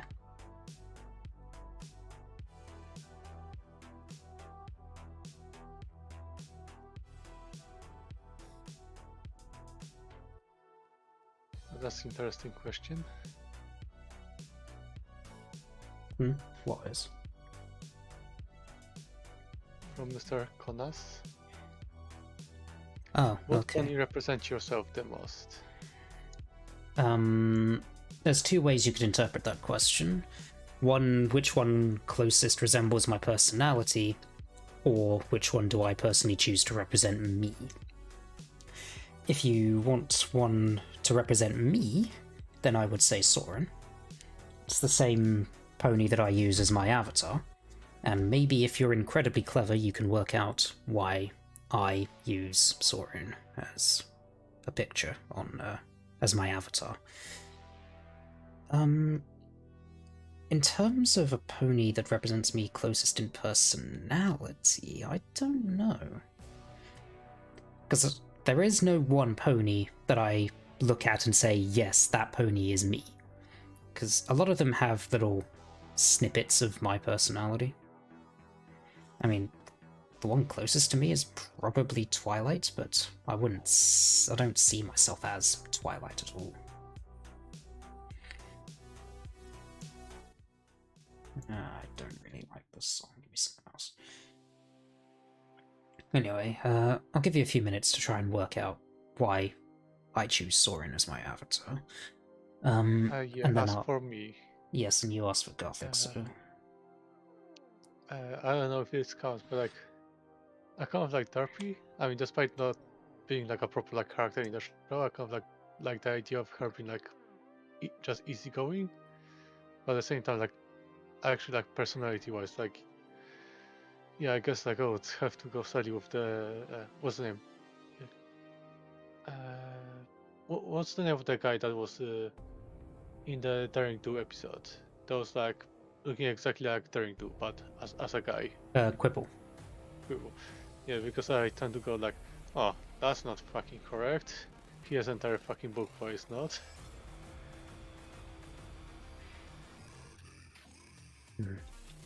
Alright. So, images I have here. Images from the Burus. I've gathered images representing each of the Burus, and I've put Derpy Buru small and hidden behind all the other ones because we don't like Derpy Buru. Or at least we don't like the people that run it.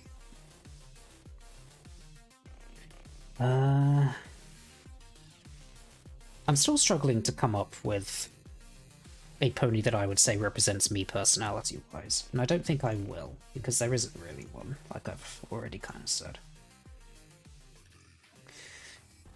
Twilight is the closest, but I wouldn't say Twilight properly represents me.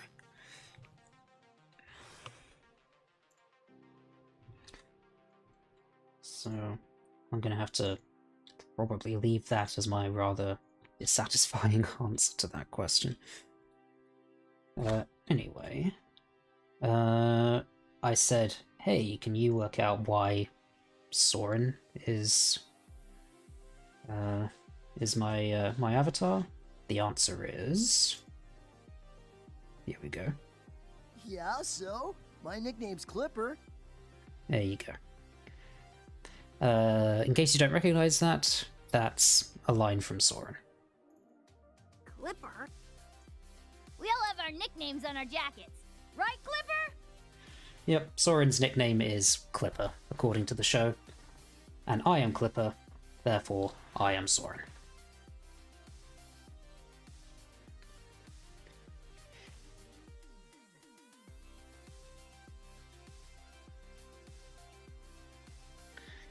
Alright, can I make these images line up? Yes, I can. That looks a little bit more pleasing. And then there's also... Oh yeah, and Derpy Brew, but whatever. Okay, so is that the right... So I start with images from the Burus, text from FimFiction. Okay, I need a FimFic logo then in that case. Let's go hunting for a FimFic logo.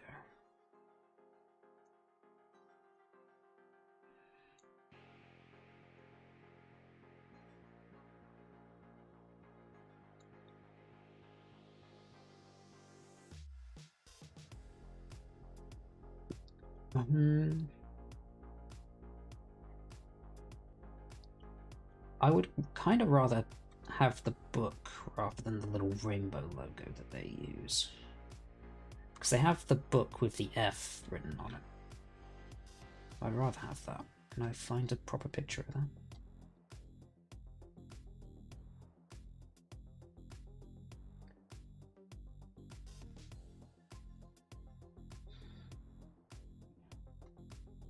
I have no idea.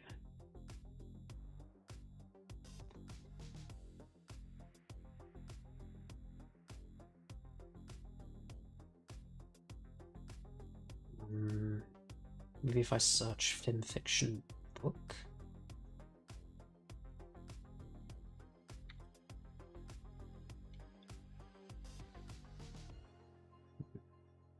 Yeah, as expected, it's just giving me people real life printed versions of fanfics. That's not what I'm looking for.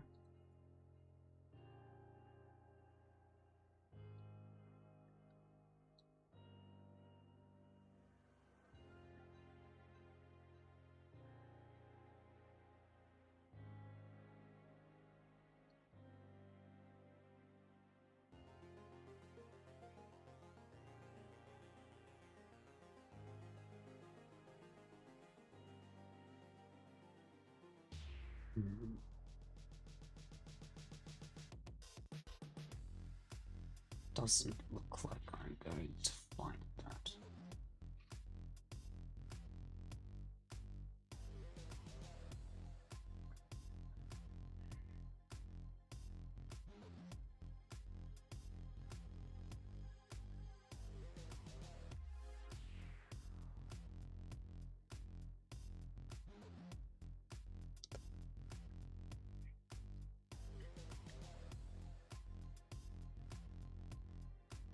I really want to find this.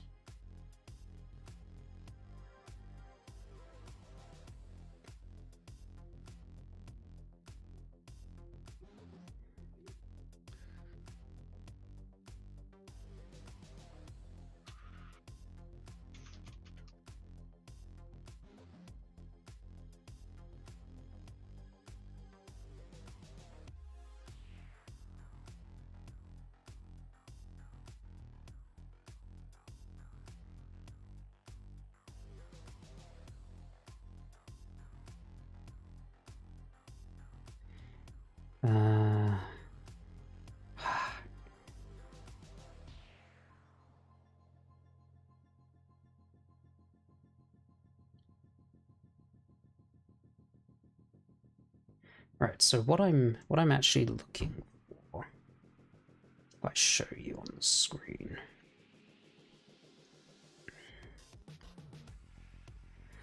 Alright, if I put it up here. So this is the normal logo of FimFiction. I will use that if I can't find what I'm actually looking for, but what I'm actually looking for is this one up here. Ah, like the little book icon.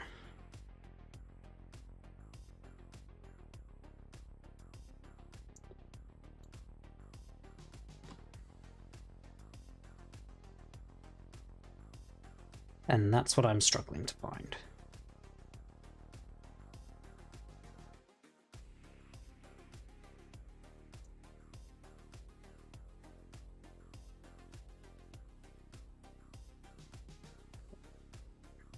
This one? Oh. Awesome.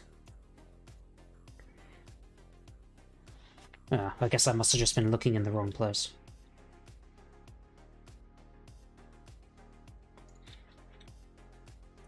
Right, thank you very much. Oh, hang on. I didn't save the picture. Dumbass. What?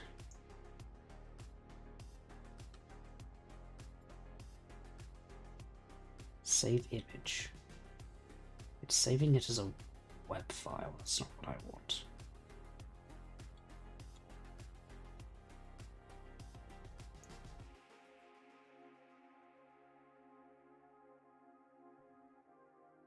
Yeah. A WebP file, whatever that is. That's not giving me the actual image for some reason. Okay, tell you what. I'll just do this the hack way. Just use the fucking snipping tool. That'll do.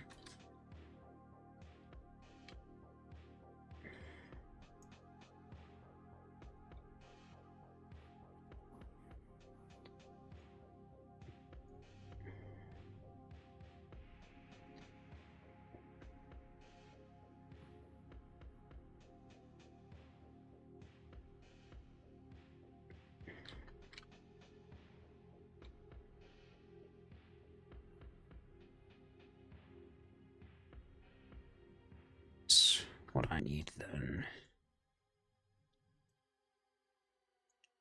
Actually, I can probably just do this.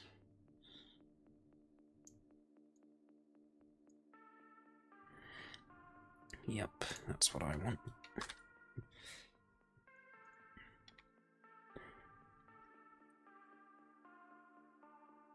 Web app is a format that can be converted. Maybe it can be, but I don't know how to do that off the top of my head. And I'm already basically done with this anyway, so...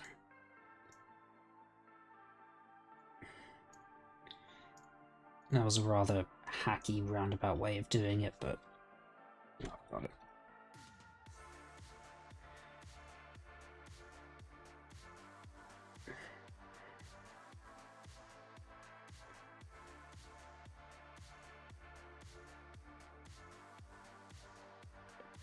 There we go.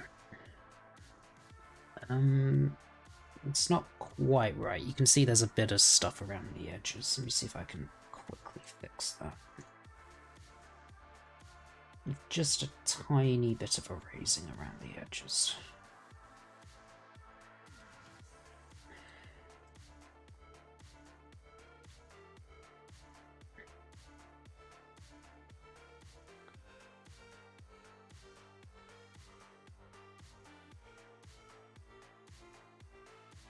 Okay, that should do it.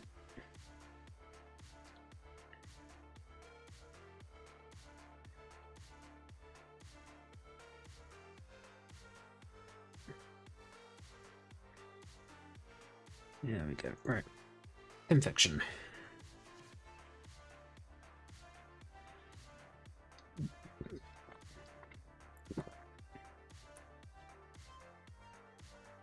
Hello. However you pronounce that name, I have no idea. I'm not even gonna try. Okay.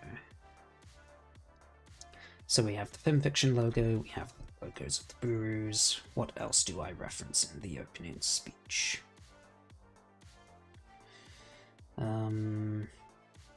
Animation assets from the show.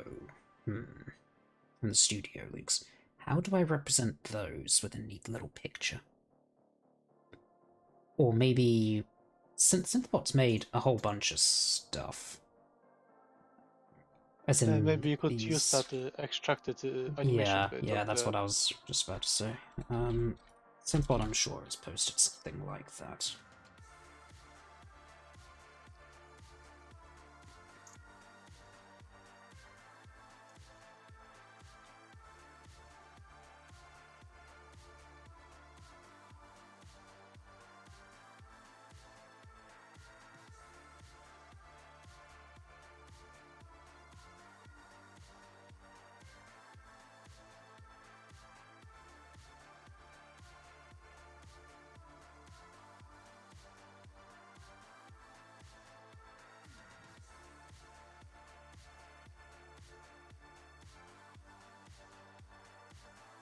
Okay, so we have a couple options, actually.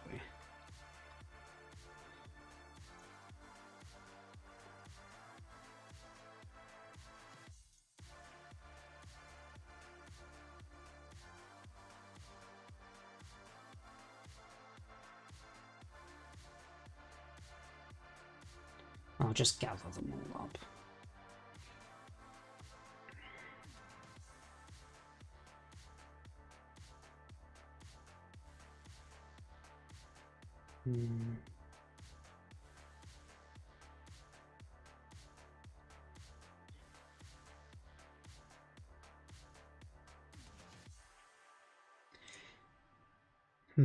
Is there a PPP approved list of AI learning resources? That's a good question.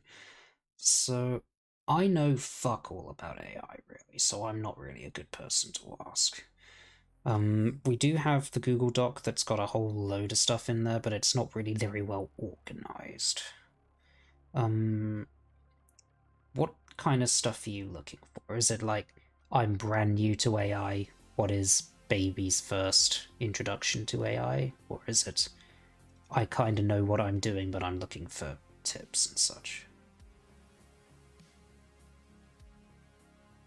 Though, I asked that question. I don't know what I'm going to do with that information once you give it to me, because I still don't really know exactly to direct you.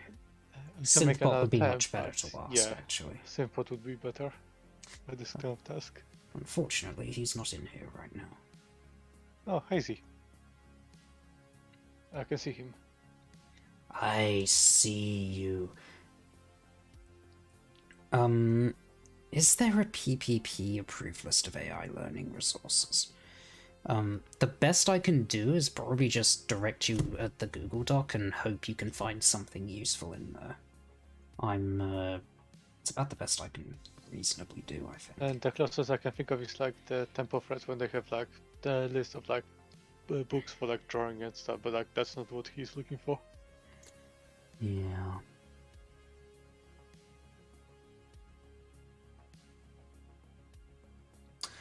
That could be a good one. Honestly, I would recommend watching the previous 2 years presentation for PPP. Synthbot and Cookie have went through like some stuff related to neural network, so maybe that would be nice to watch, I guess. In the absence of something that I can easily point you to, yeah, that might be a decent idea. I know it's a bit of meme, but like the 5 minutes papers, they sometimes post some interesting stuff related to AI, so I don't know. Maybe it would be worth it to have a go over there. I mean, it's a good demo presentation, but it wouldn't be very good at, you know, actually learning stuff, because like all of the stuff presented over there is like very brand new. So yeah. Okay. Here's a list of stuff I've extracted from Synthbot's posting history that can be used to represent animation assets. This is Amethyst Star. For some reason, there's some Rainbow Dash things in here, but I mean, presumably because her hairstyle or mane, whatever, is based off of Rainbow, but whatever. We've got that. We have this.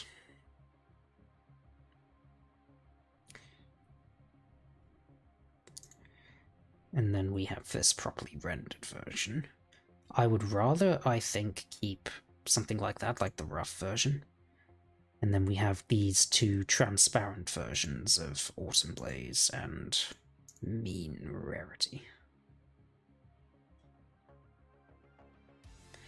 I might keep the Rarity one and this, I think. Oh yeah, Hazy, we might want to try and find some new AI Twilight reading of things. So one of the things that we did earlier on was I just stood up and read out everything that I'd written, and Gothic and I came to the conclusion that after Twilight quote-unquote breaks, after here, the next time she speaks is all the way down here. There's quite a long period of time where she doesn't do anything. So we're looking to see if there's anywhere we can put in a little Twilight clip or two. So if you feel up for messing around with GPTJ again, we could get some stuff like that. If you look on the main doc, actually, I'll post a link in the chat, just in case everyone here doesn't have it. We've got a smug quip from Twilight in relation to people being fooled by the text-generating AI. So remember, I talk initially about Twilight versus Neon Dart, that guy on Twitter who got fooled by a bot that randomly quotes Twilight from the show. And then we have the more elaborate version where someone used GPT-3 to fool someone into thinking that an actual post that was written was real when it was actually generated. So some kind of smug quip from Twilight here about fooling people. I'm not sure how well that'll work, given our previous attempts at Twilight giving her grand speech at the end about, oh, I was actually a text-generating AI all along. But it might be a decent one to give a try, at least. A second one that might be a bit more fun is in relation to talking about image AI, where I offer some kind of interpretation on the AI-generated images, so these ones. Have Twilight give a little quote or quip or interpretation of these. Having an AI judge the work of another AI is kind of the joke there. Well, actually, it wouldn't be a joke that people would know, because we haven't revealed at this point that Twilight's a bot. But anyway. AI judging another AI. And then one other option. When I say... where is it? Here. I've finally summed up all of the major advancements with datasets made this year, and I say, get training! And then Twilight can freak out about being sent back to the training dungeon. Ideally with reference to her little speech from earlier about being stuck in 15's training dungeon. Yeah.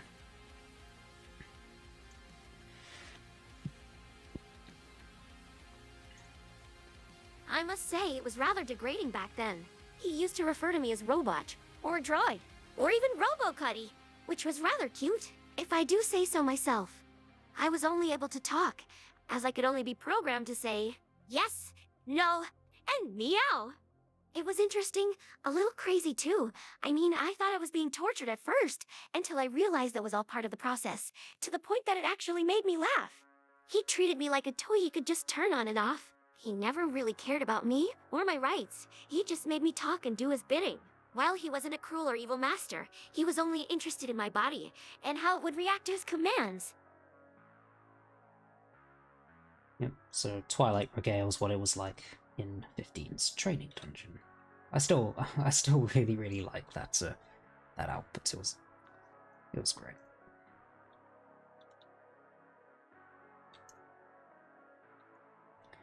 See, Twilight didn't seem to be initially happy with the training dungeon, but she then comes back and says, actually, it wasn't too bad.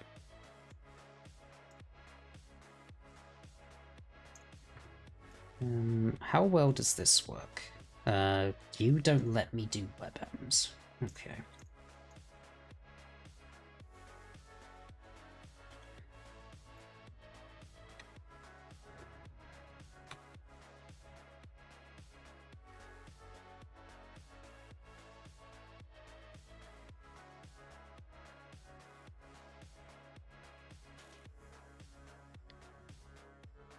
How does this look?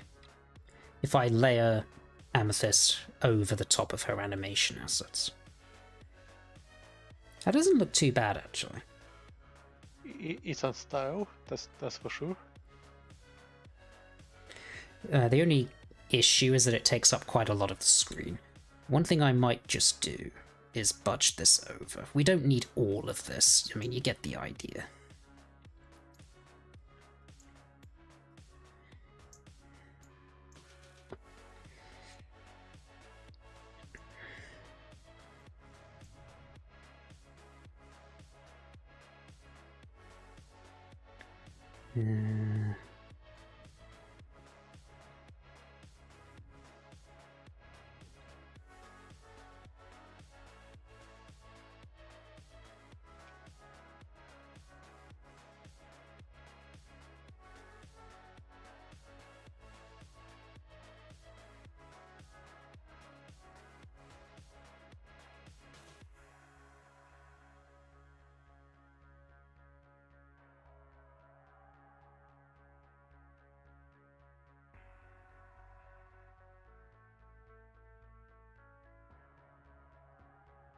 Perhaps make the assets partly transparent.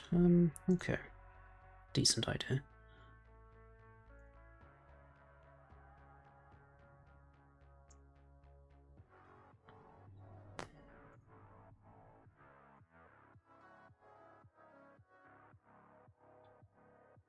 So 25% transparent.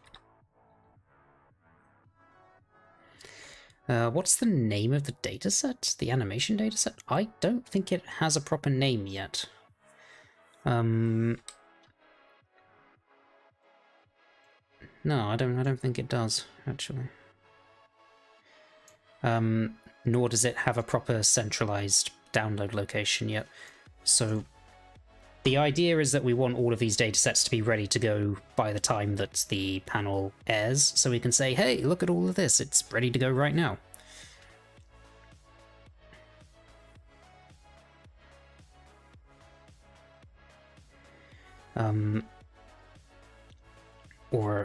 Or if you just want to give it a cool name, like Plethora of Pony Pieces, which... that's not bad.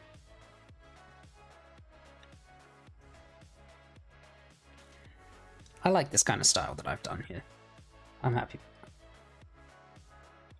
And I might include that.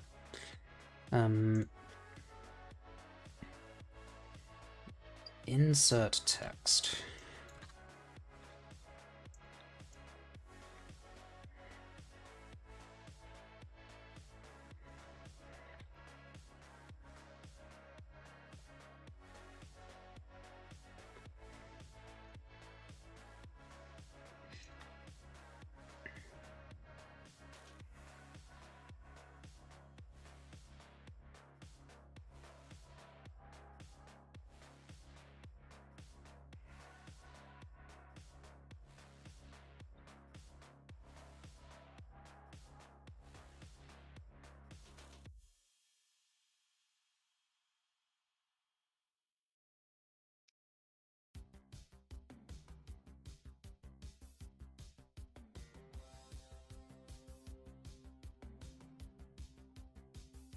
Oops. Hello? Oops. What? What have you oopsed? No, it's I thought my computer was about to crash, but it didn't. It just like slowed down weirdly for a second. Ah, okay.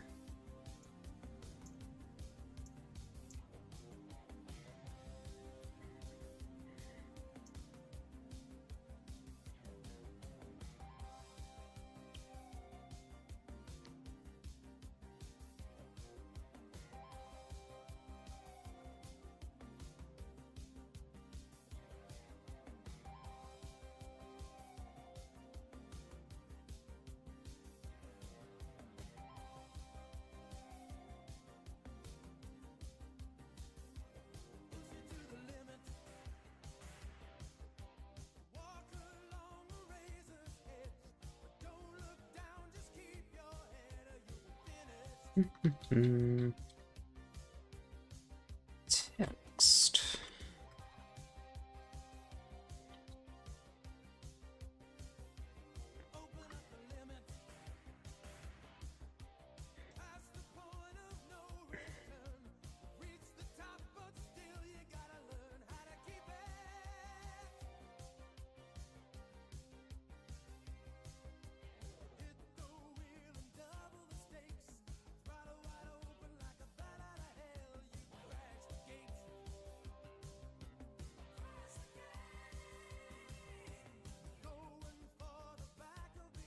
What's the F dataset? Film fiction. Text. Oops.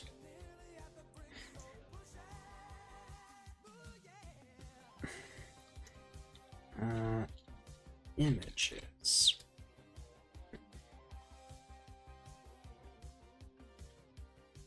Would that be raw text? Technically, yes, I suppose. There might be some formatting that makes it distinct from raw text, but in effect, yes.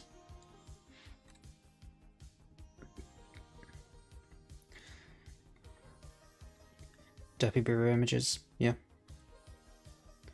Various bureaus, yeah.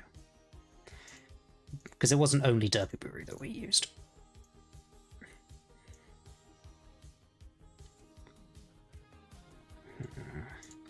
Just gonna make the text a bit bigger.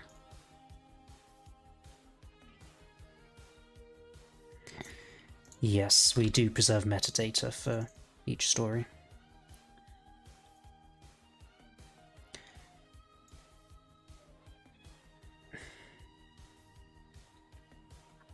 Yeah, I'm not sure if I mentioned this before, but like tagging system is very, very important when using for the training text datasets. Because like you can actually reuse those taggings to force the generated text to generate the story based on like what you give it to it. Which is very surprising. Oh, actually, I may have something to show you. It's not poem related, but like someone have figured out like a bit, interesting bit.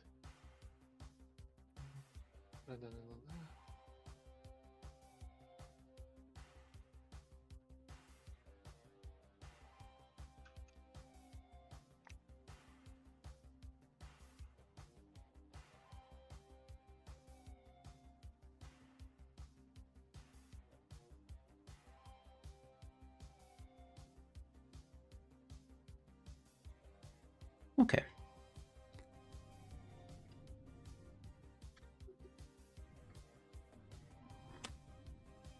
I'm not sure how interesting this is gonna be for you guys, but like someone went and tested out like different like elements of like when you insert like starting memory for the text module. Like on the right, they've just used like a single line of like what story they want. On the left, they've insert the same line, but also have written the line on, oh, this story is written using opulent popularity in a pleasing storyline style. The story below breaks and reflects the written of story, blah blah blah blah. Yeah, basically, the memory is like it's what the AI model will remember, but it will not generate. So basically, apparently, like telling it like, hey, like this is the story. Do actually stick to it. Actually, force it to kind of stick into it. So that's quite interesting find.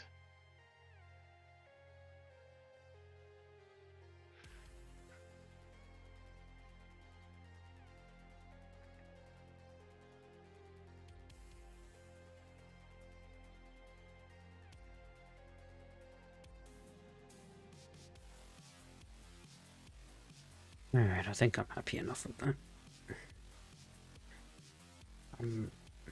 Might just move it down.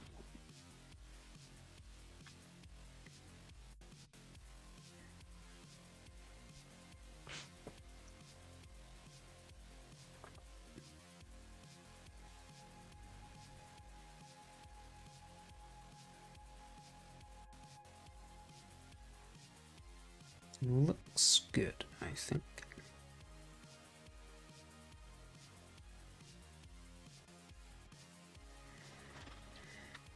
Alright.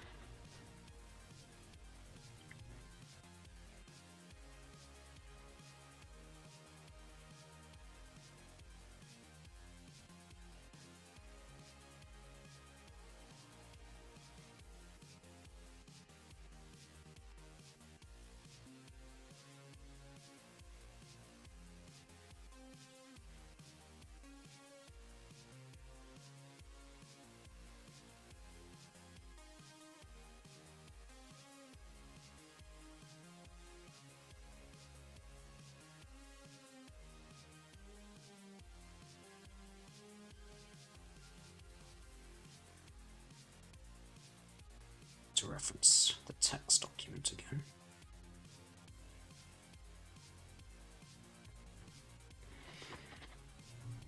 Any reason why Trixie is hidden behind? Because we don't like Derpiburu. Or rather, we don't like the people that run Derpiburu.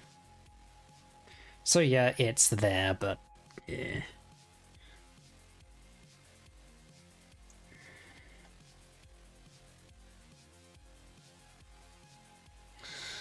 Right.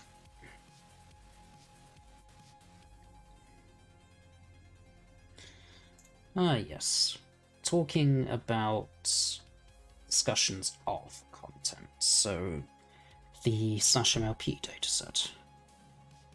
How to represent that with an image?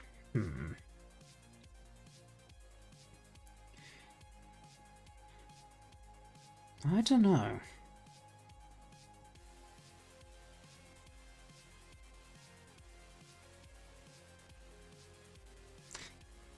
Any ideas, Gothic? How can I represent the Vymphelia/MLP dataset? One second, what you trying to do? /MLP dataset. I need an idea for how to represent it in a picture.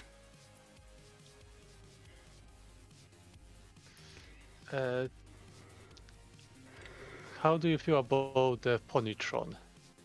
Like there's like this old image of like just entire main six, like just as like a single pony. One second, let me see if I can find it. I mean, while you look for that, the one idea I've got in my mind right now is a robot pony with the 4chan logo, or the /MLP logo perhaps, on it somewhere, with a speech bubble coming out of it and some absolute nonsense. Or just meh meh meh meh meh meh meh meh meh meh meh coming out of it.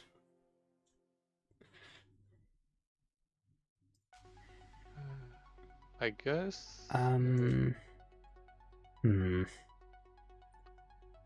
Oh, I need to think about it. Like, I'm not sure about this one.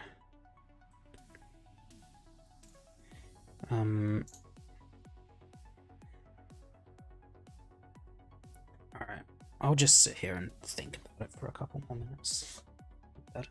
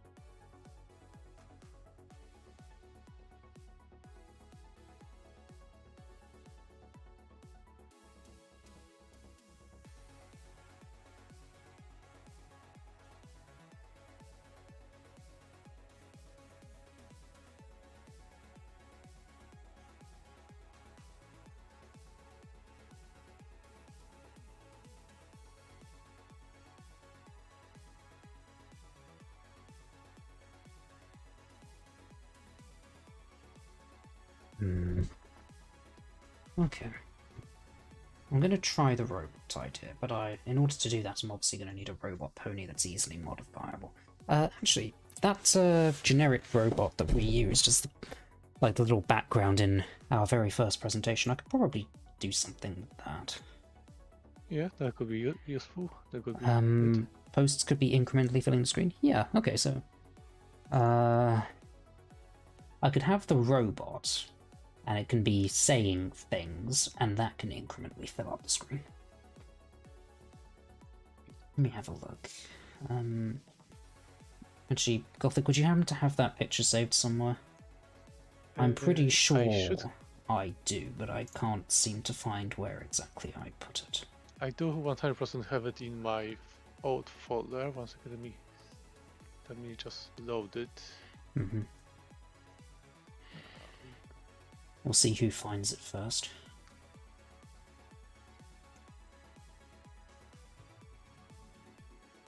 Yeah, got it. You've got it. Unless that's not the one you're looking for. No, that is. It'll need some editing to give it a transparent background, but yeah, that is what I'm looking for. Robo. Okay, that'll do.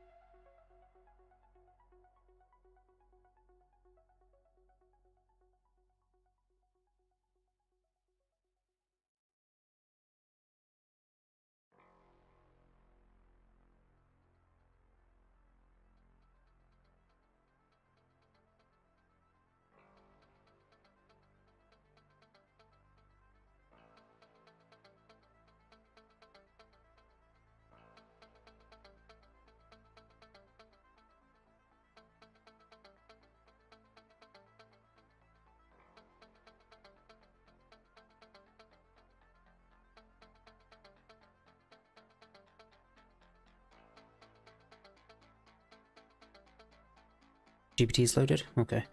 I don't have any prompts pre-written. So,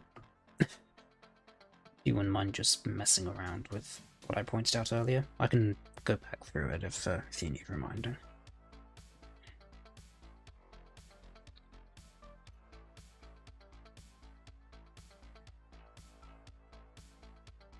Alright, cool.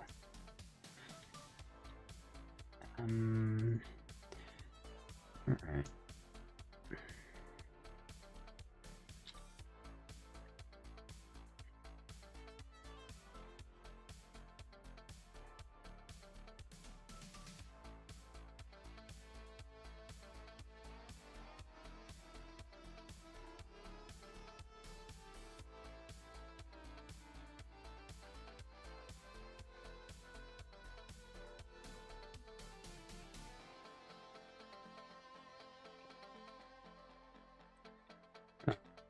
It's not transparent.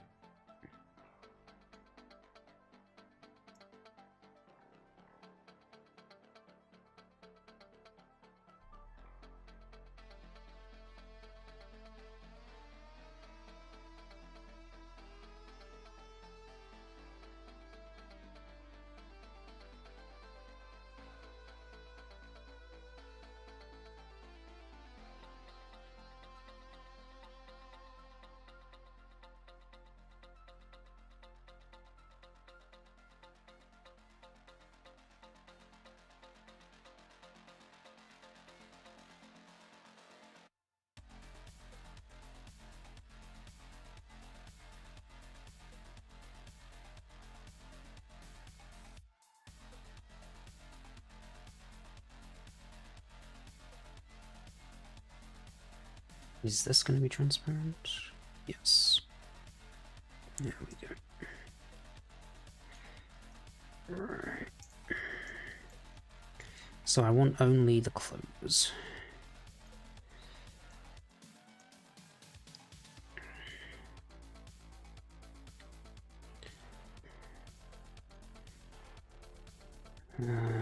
Best way of doing this. Maybe put it here?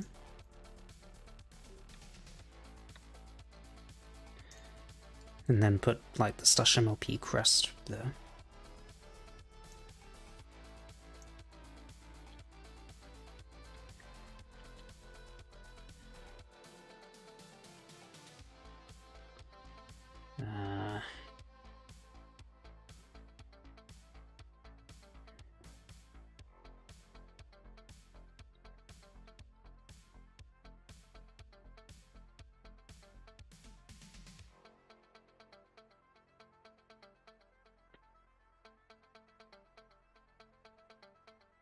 Make it the cutie mark?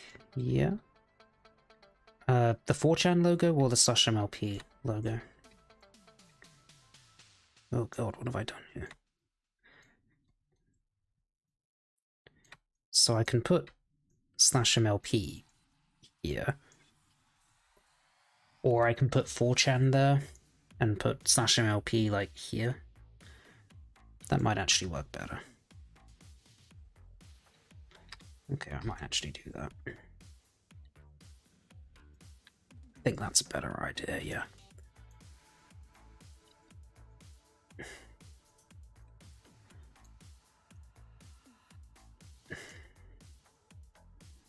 Something like that.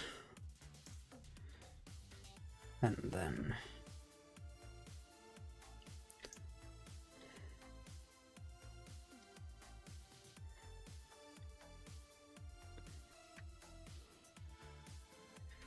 it's gonna look a little scuffed. I'm gonna squish it a little bit so it looks like it's kind of warped around, I guess. Because this is supposed to be a curved surface, so it doesn't make sense for this to be perfectly on. Though we lose a lot of... We lose a lot of resolution doing this. Why are you putting the logo on it? Well, because it's a /MLP bod. Okay. Make it as big as the pony and behind the pony. Okay. Yeah, maybe that would work. That would solve the resolution issue. So something like this.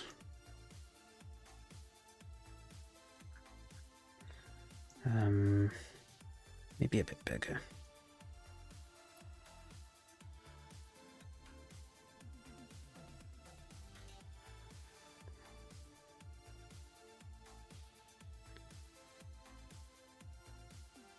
Like that?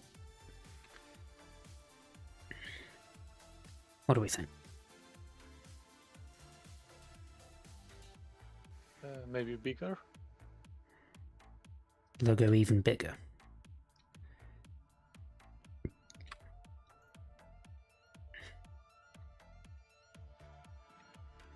Like that. Oh, maybe like having the logo like just move a bit above, so like it doesn't look like the robot legs are dangling from it. Oh, actually, yeah, the bigger logo seems to be working. Like this? It just makes sure like the robot is inside of the logo. I don't mind the robot clipping outside the logo a little bit. I don't think that's an issue. The logo's supposed to be just like a little background anyway. Unless you have robot on the same level as How about the that? logo starts at the very bottom of it.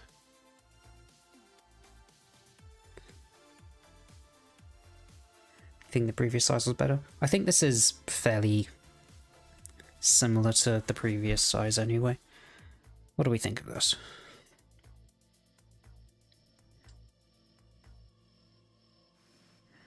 Could you cite the robot below?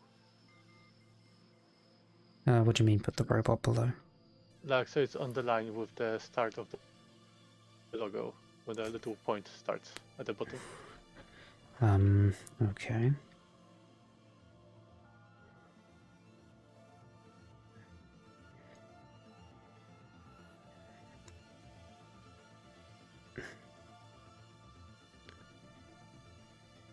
Like this?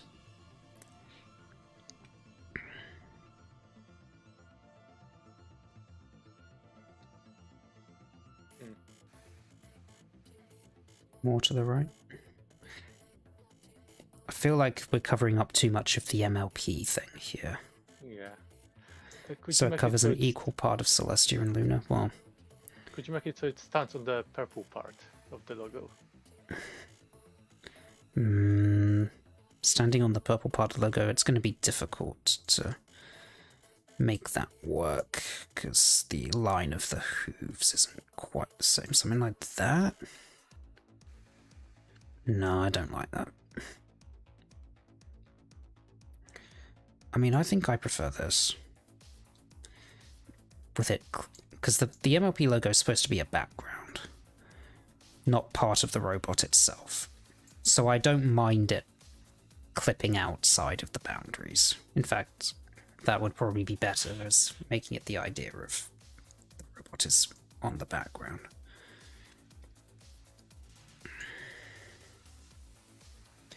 Have it so the back hoof lines up with the purple line. I don't like that. I don't like having it. I think this is better.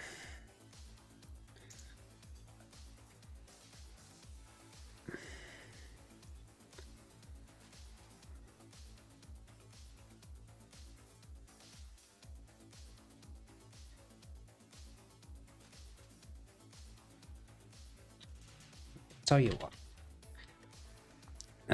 I will delete this, and I'll export this on its own, and then I'll import the logo and the robot separately into the presentation, so we can mess around with it ad infinitum.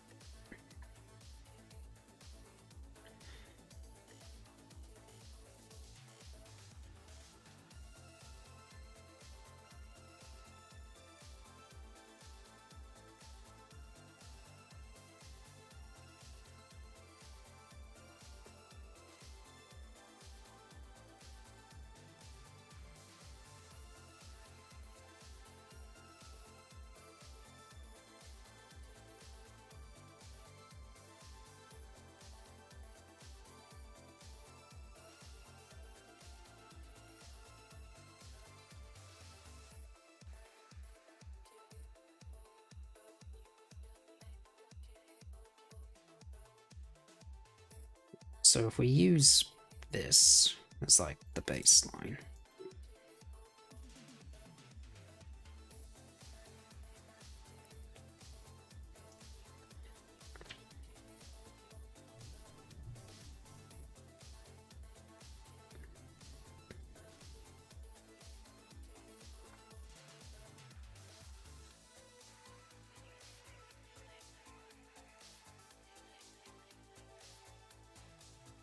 what do we think of this?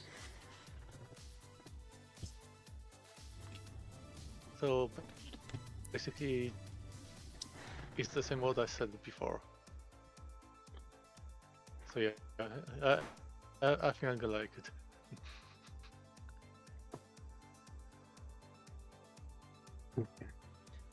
Uh,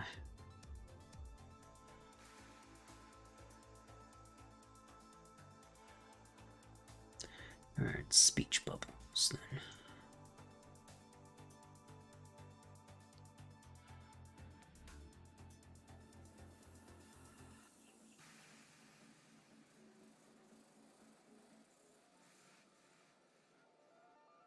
Nudge a little more to the left.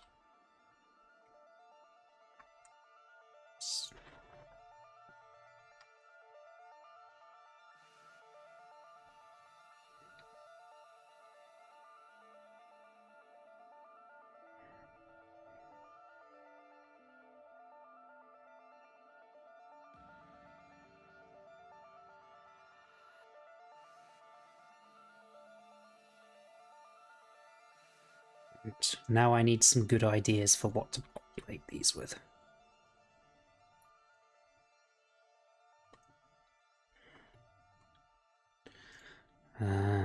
And also a good color to make them.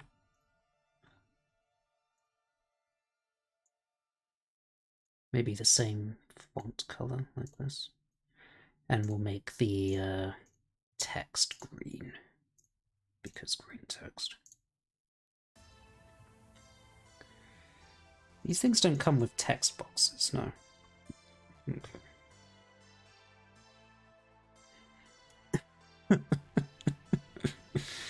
This is giving me vibes of the fucking Marecoin project of everyone arguing every tiny detail to death. That kind of reminds me actually the last year when we were kind of figuring out like what kind of frame to use in the presentation, and after like an hour worth of work, like it's just like, oh, actually all of those frames look kind of shit. Let's not use them. Oh god, can you remind me of what exactly happened there? What was the exact context of the thing we were arguing about? I vaguely remember spending ages arguing about something and then only to come to the conclusion that we hated everything. It was like the last year presentation. Yes. When I've joined in, I was like, you guys were talking about like, well, like maybe we could use like frames around the presentation boulders to make it more interesting. Oh, yes. Oh my and then, god. like we've tried like all kind of different designs. Yeah. So for those in the audience who don't know, we weren't streaming last year. We were doing this on our own. We were thinking of adding some borders around the edges of the page to make it look more interesting, as Gothic said, and we came up with a whole bunch of ideas for things to add, and then argued about it for ages, and then eventually arrived at the conclusion that we shouldn't have any borders. And that took an embarrassingly long time to work out.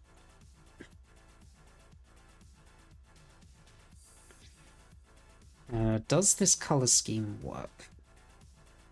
I think it's alright.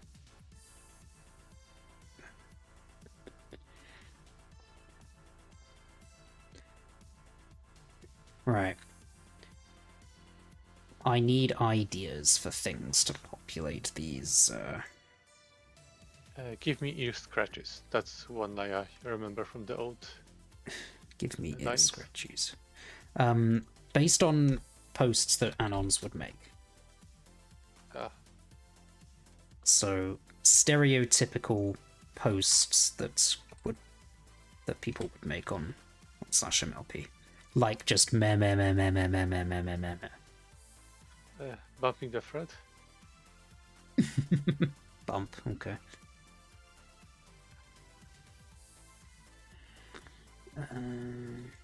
It's annoying these call-out boxes don't come with little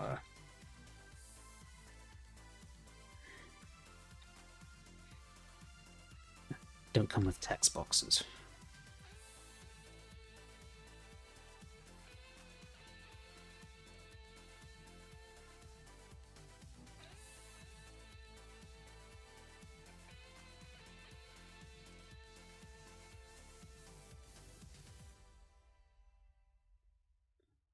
I mean, if we're going full stereotypical, we could just like cringe or go back to Reddit and sort of shit.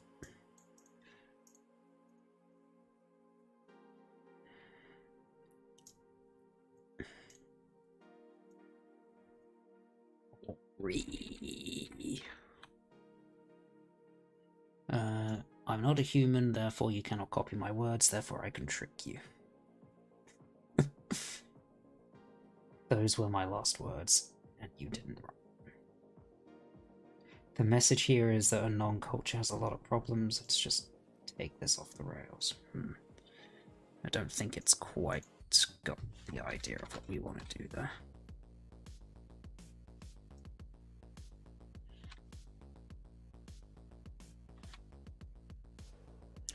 Okay, we've got a bump, we've got Meh, meh, meh, meh, meh, meh, meh, meh. I could add a re.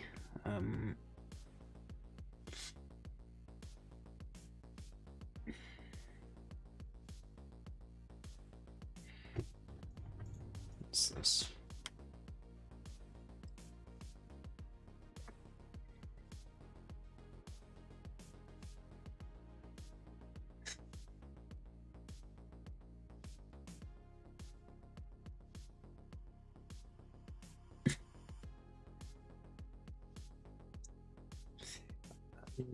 I don't think I want to include really long posts like that. I think the longest thing I want to have is just this meh meh meh meh meh meh meh. Actually, maybe it would look better if I just have it going off the screen.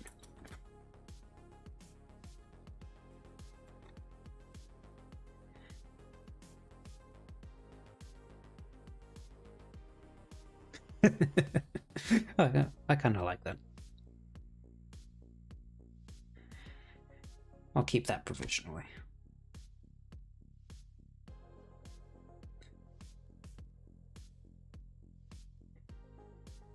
Yeah, we've kind of arrived at the same conclusion there.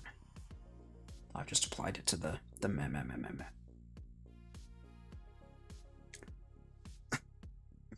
One second, I need to Repeated.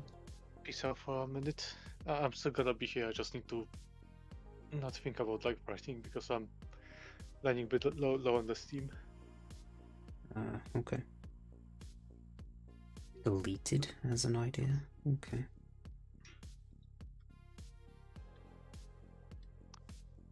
Maybe you could write the. Oh, this post was banned.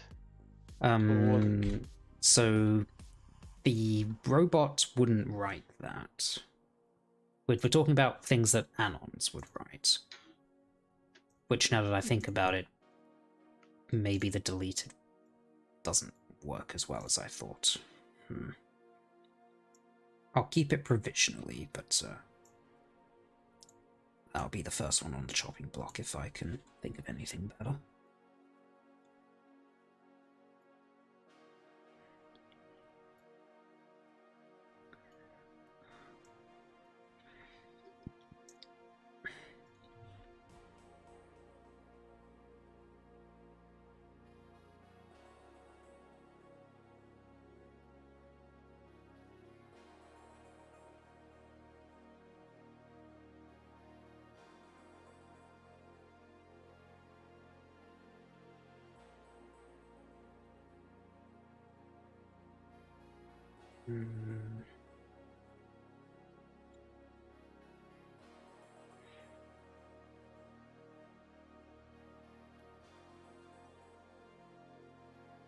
The episode name, it's the one where they start pranking. No, I can't remember the episode name off the top of my head either. Griffin brush off? Yeah, I think that might be the Griffin brush off actually, yeah.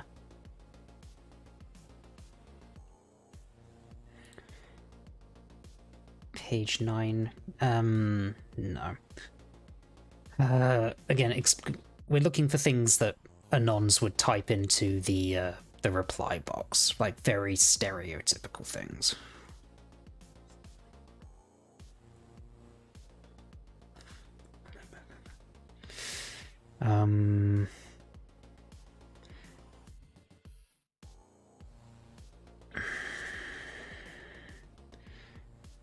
Like, I don't get the appeal, or it shits.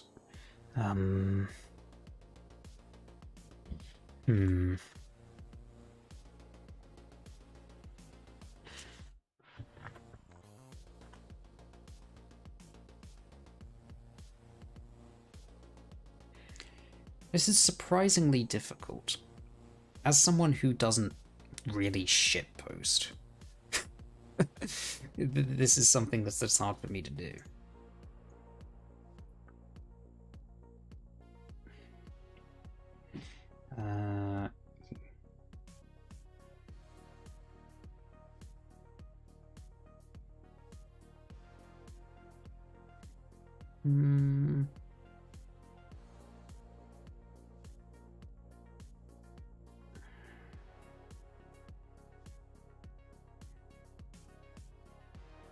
I mean, we could go for some classic Pony Thread Simulator lines, like, I want to come inside Rainbow Dash, I want Princess Celestia to pee in my mouth, those kinds of things. For lack of anything better, I'll put that in.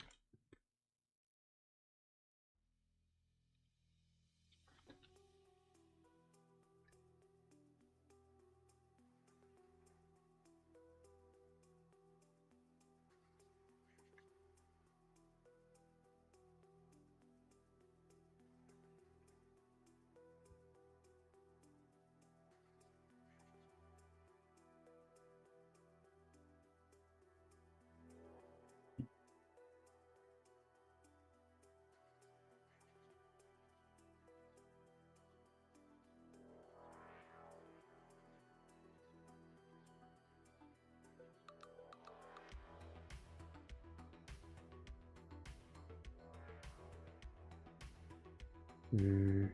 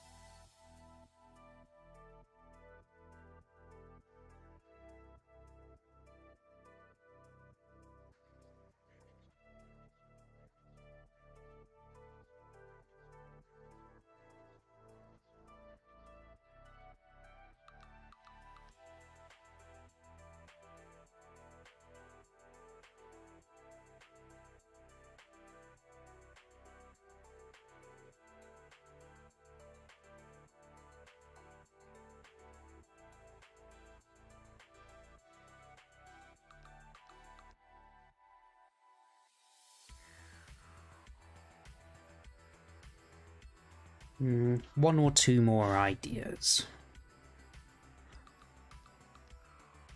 Come on, guys.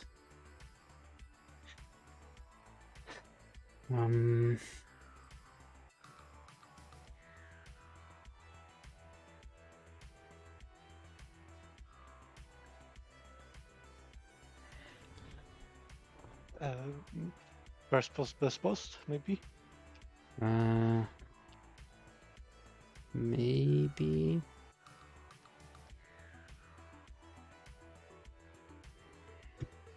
Perhaps I'll just pop onto the thread and see.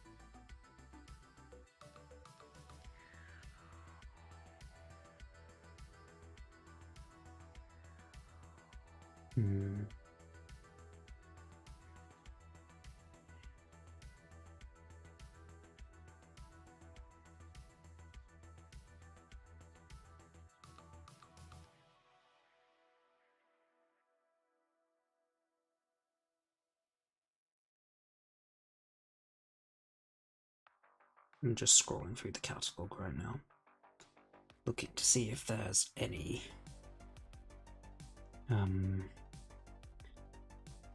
memes or whatever.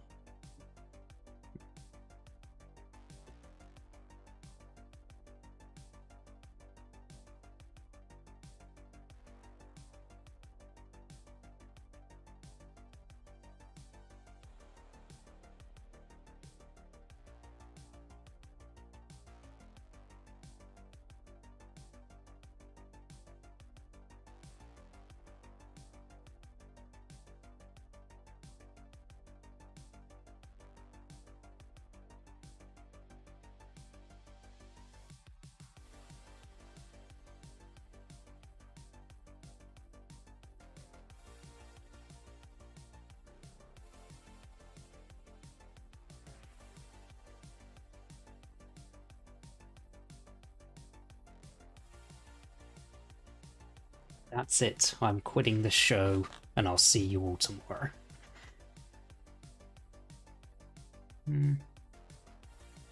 Maybe.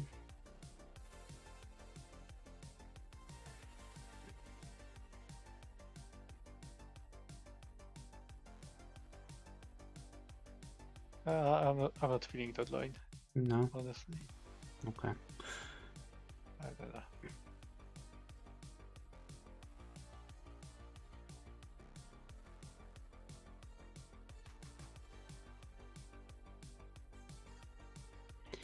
I mean, I could just do supercharge my cock, Chris.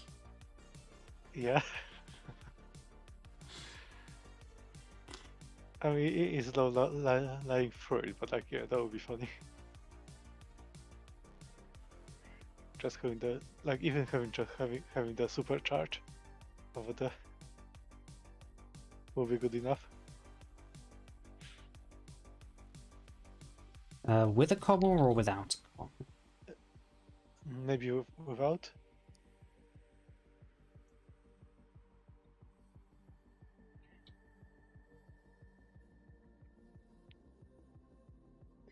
I only rape and murder fillies, is that considered racist? That gives me a better idea. What about the, what's the name? The spread with the Twilight staring at the chocolate milk? Sorry, Like, I oh, don't watch out for my chocolate milk, or something like that.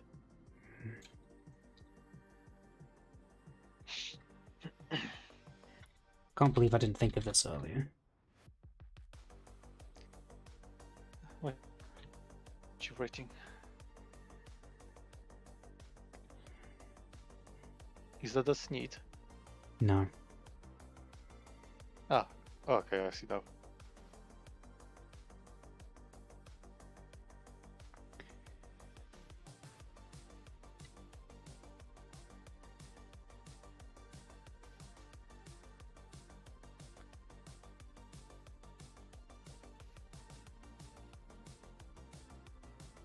Okay. I think that'll do.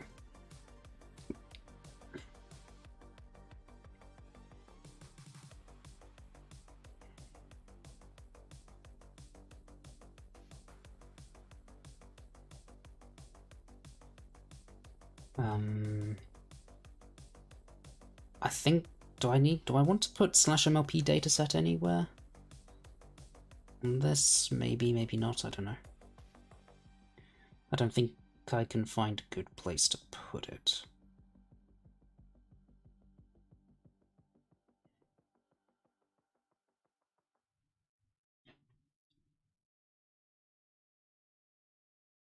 Unless I put it up here, but it's already with new datasets, so...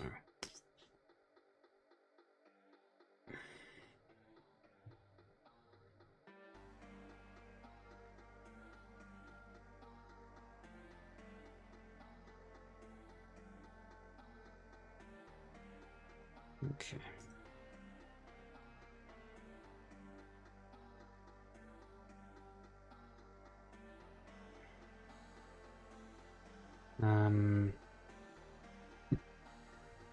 New AI.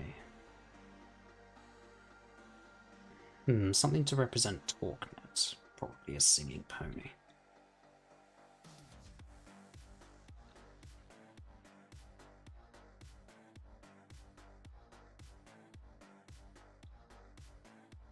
How about that Twilight I've made? The one with transparent hair? Maybe? One second, let me dig her up from wherever I saved her last. Okay.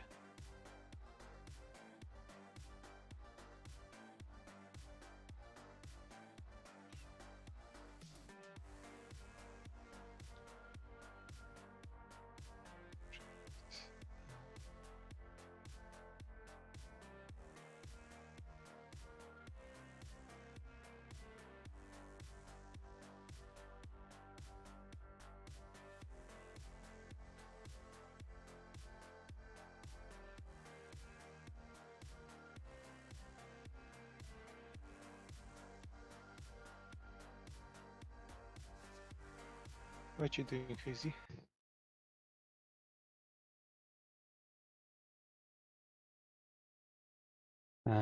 Trying to get some AI generated text for Twilight's interjections.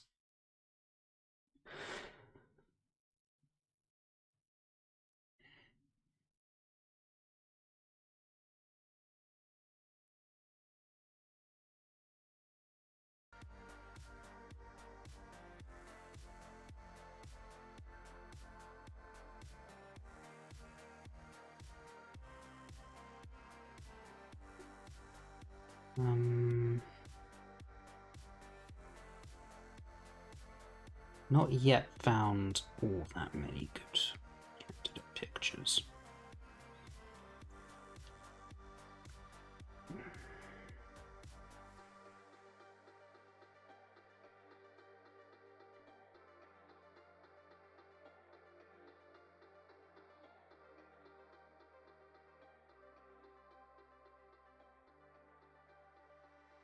Got you. That's the one. Yep, that's another candidate that I'll add to the pile.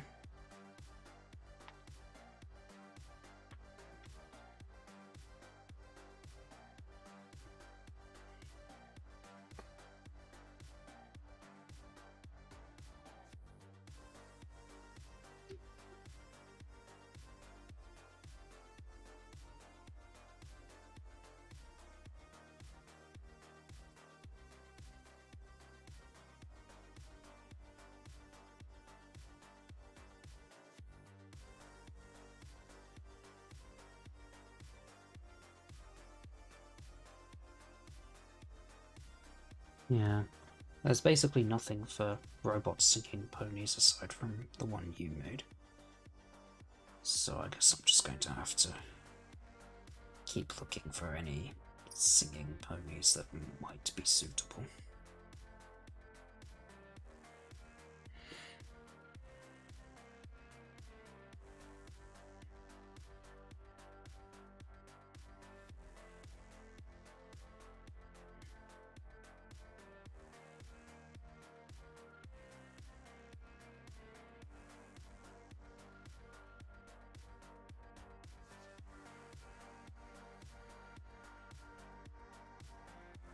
Hmm.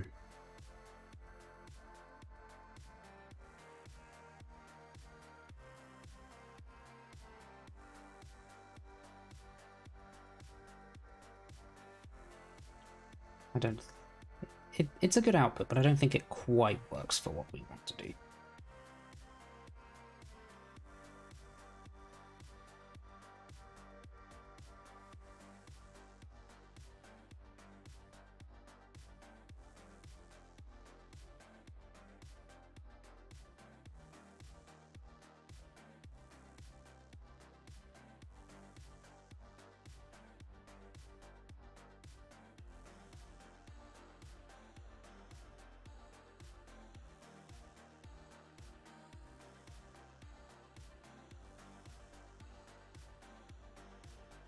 Alright, in that case I'll probably just use Gothics.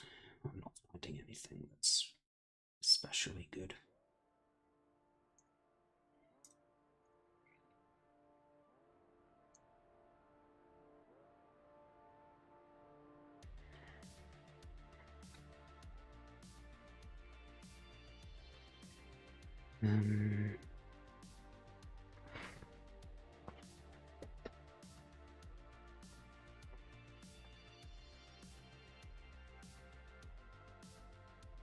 Do I want to include text generating and image generating all on the same slide? Maybe I do.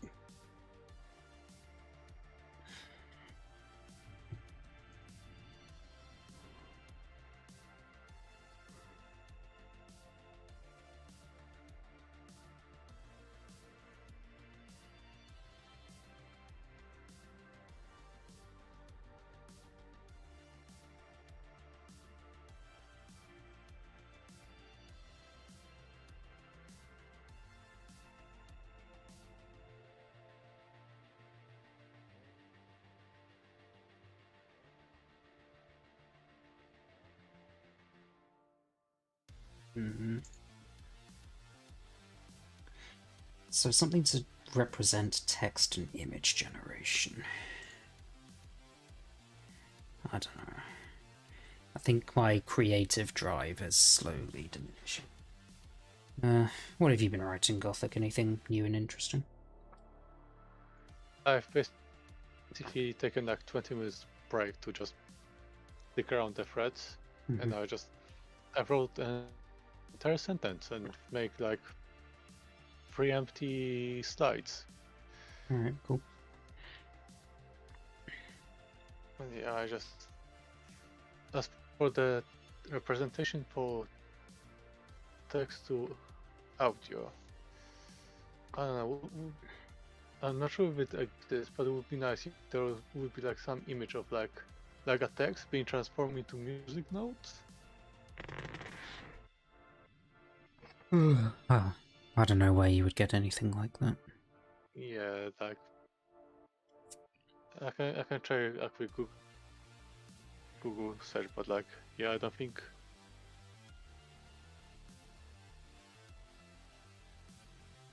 it's gonna.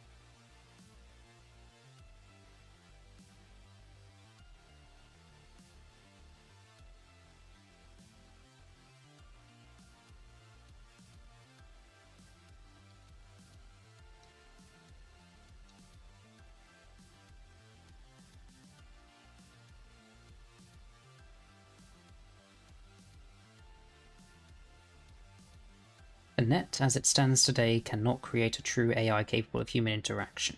That's where we come in.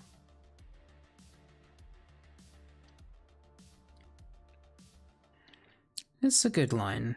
I still don't quite think it fits with what we're trying to do, but it is a good line.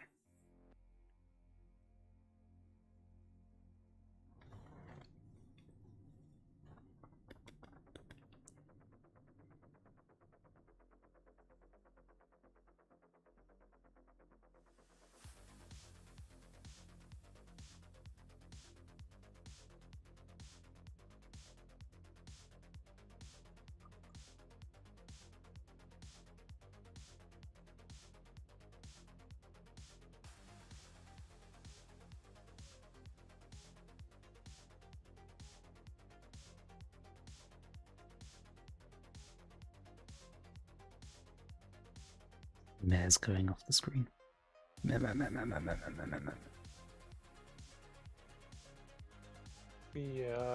not able to find any illustration on any drawing that would make sense to show.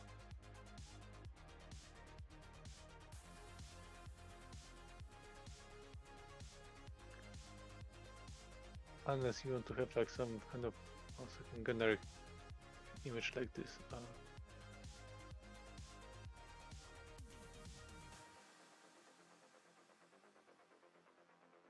Nah,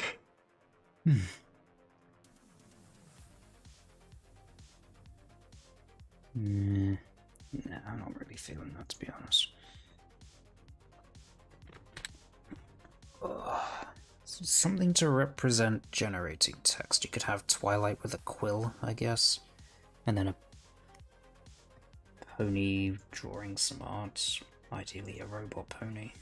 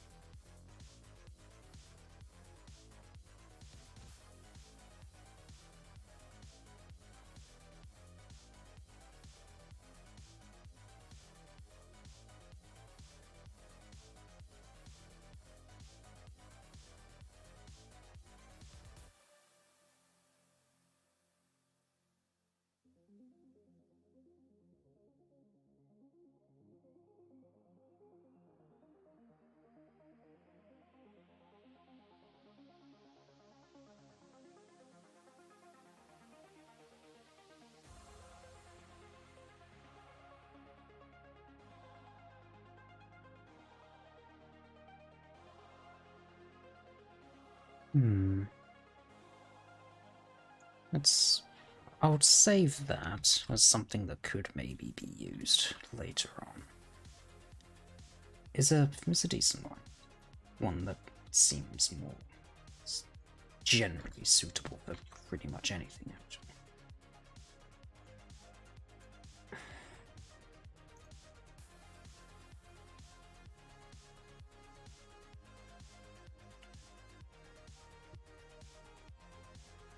Right now I'm looking for pictures of ponies drawing things for an image AI. To represent an image AI, that is.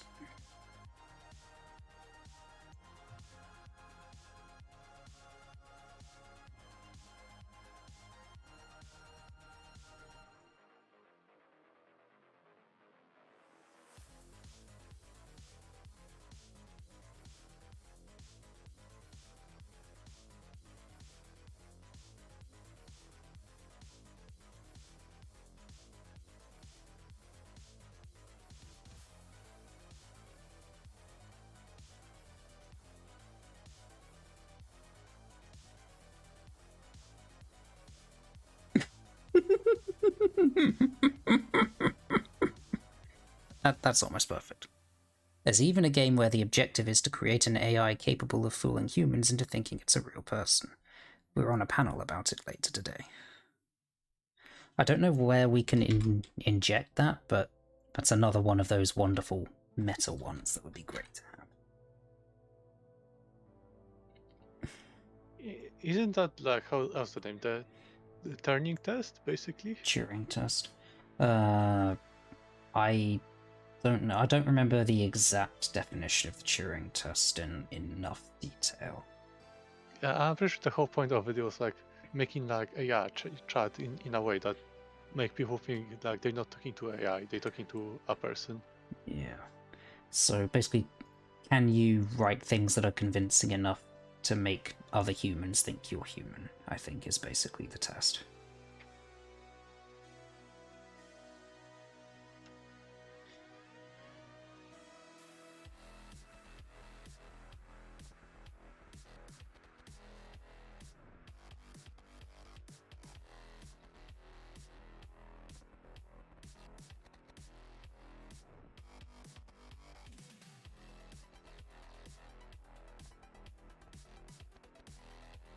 Okay, I think I've found 2 decent pictures for representing drawing.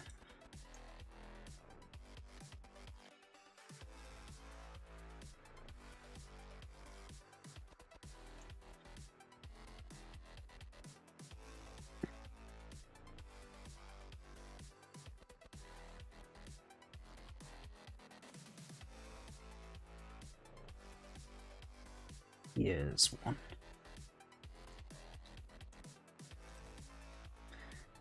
Annoyingly, that's got a white background on it, that I would have to get rid of. But I think I like this one better, actually. Mm-hmm. This Anon Philly drawing.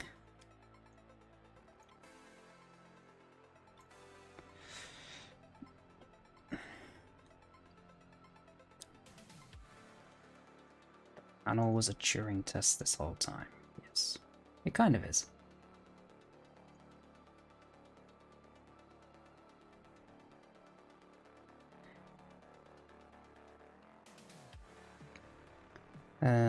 You don't like Anon Philly as much?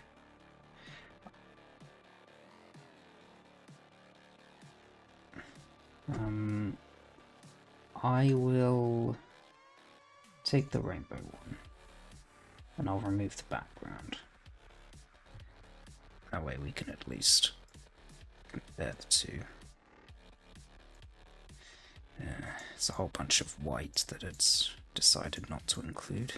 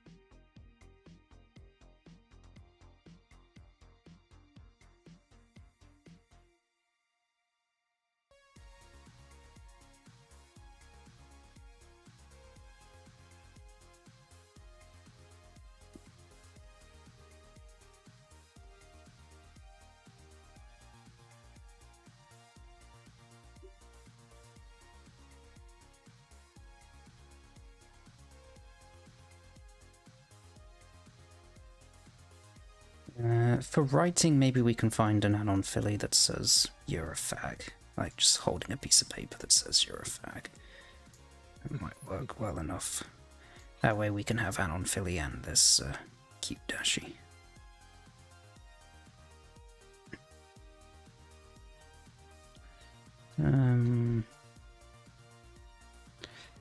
I need to be a bit more strict about the white outlines with this one, because it's going to be on a black background, so any residual white on it will be very noticeable.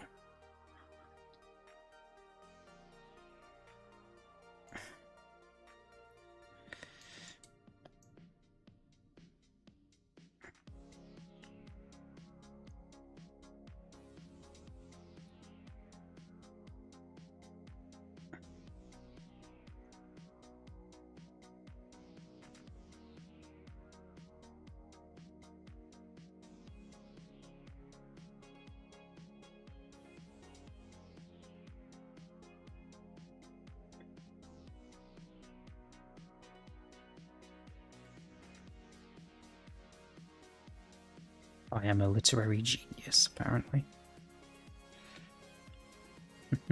Fucking fuckers, fuck you.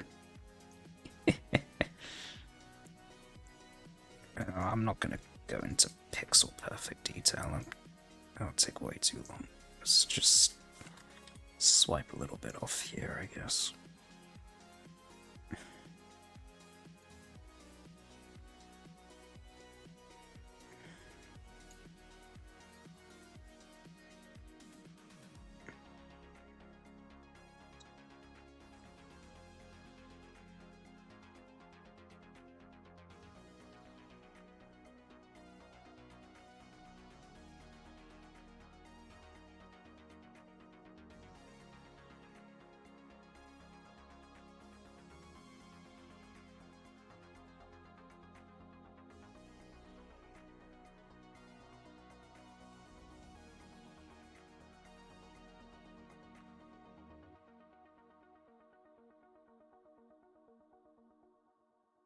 That's good enough.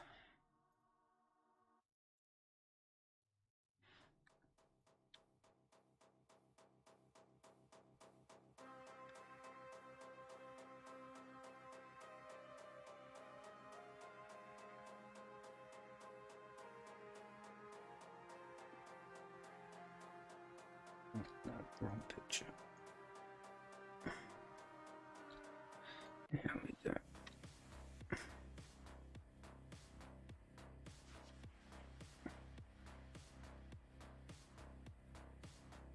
Right.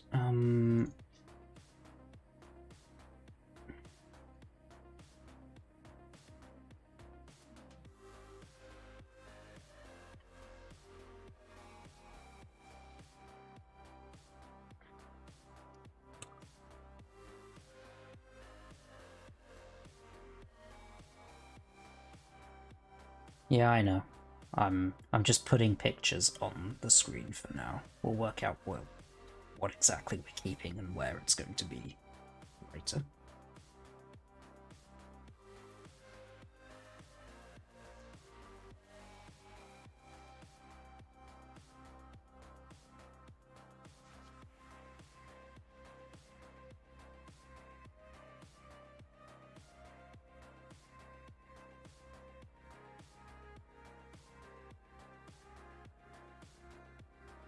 Right, I'm just looking for pictures of ponies writing, ideally poorly.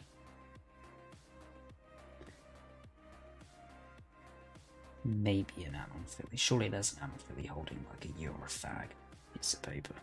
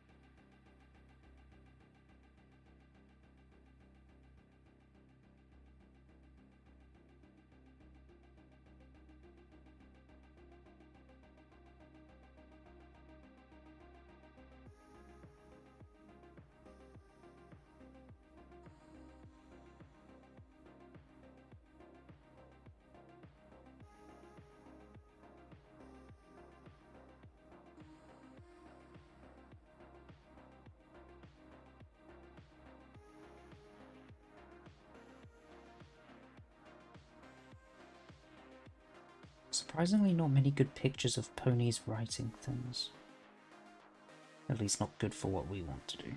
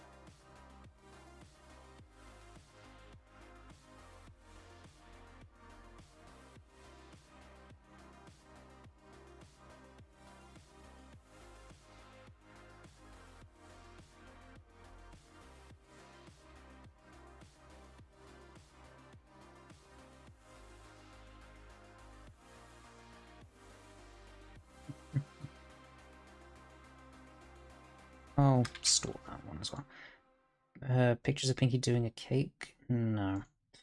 It needs to be related to generating images and text, like, directly. Ideally, crudely. If a robot pony could be doing it, that would be preferable, but based on my image searching, it doesn't look like there's too many robot ponies.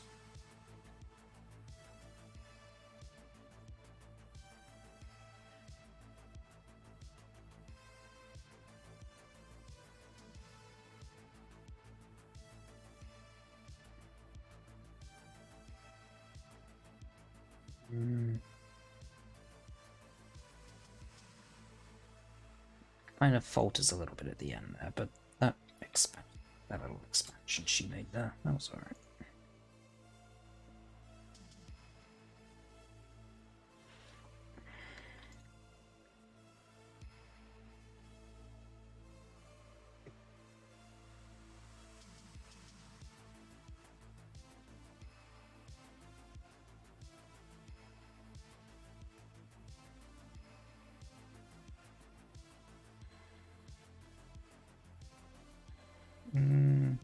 Perhaps.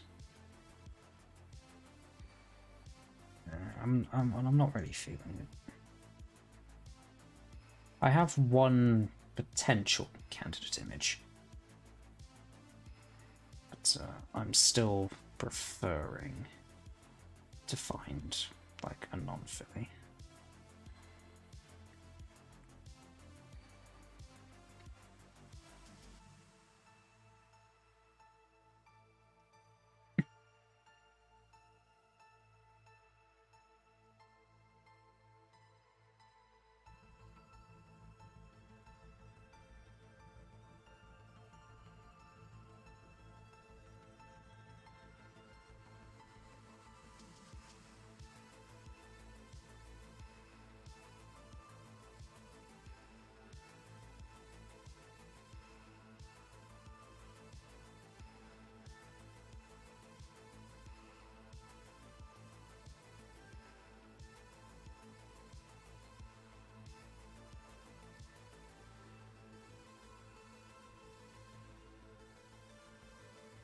Surprisingly, no. No Anon filly yet holding a piece of paper that says Eurofag, which I find very surprising.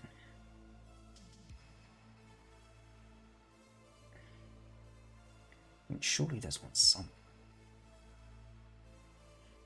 Or at least something that can be modified.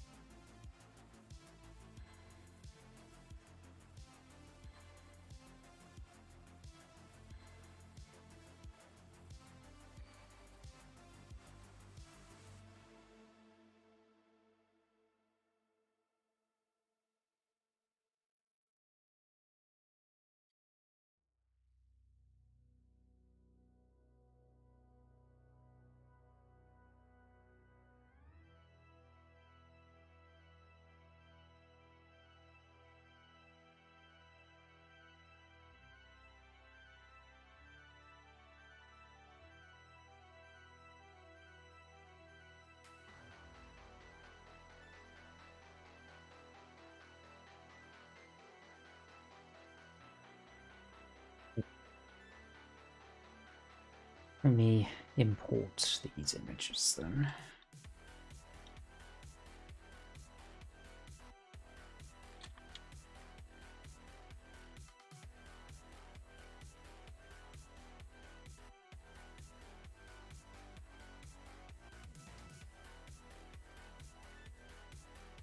Pony drawing themselves? Nah. If I'm going to have a drawing one, I think I'd prefer to have the somewhat crude drawing. Because all of these images are quite crude. Nah. Okay.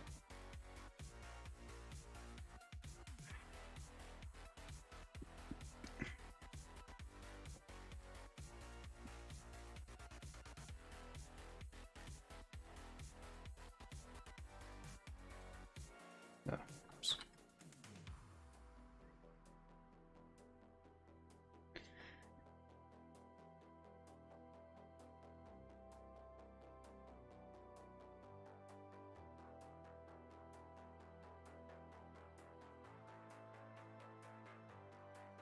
Right now I'm just kind of throwing pictures around the place, hoping that something kind of works.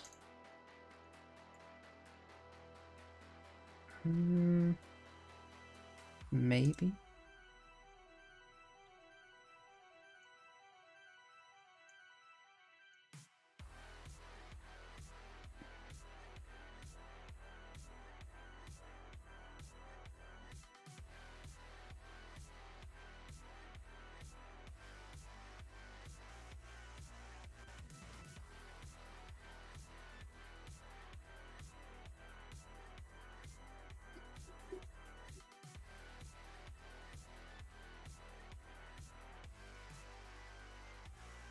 They would kind of need to be actually painting something.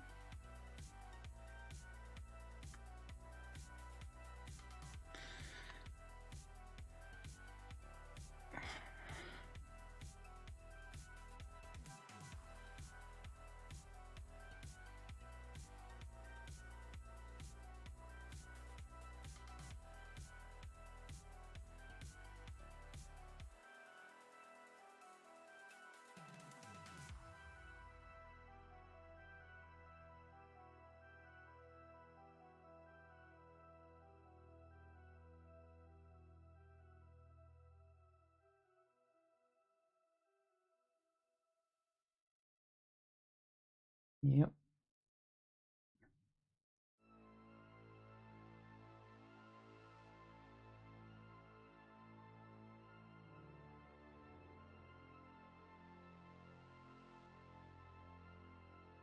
Yeah, so none of these should be considered like final placement of any of the images or even use of the images themselves.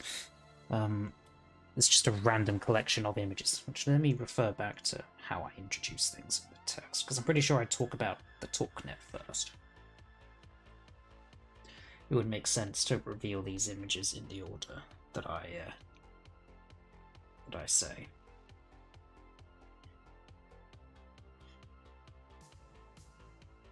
Yeah, talknet, and then text and image generation, I say. So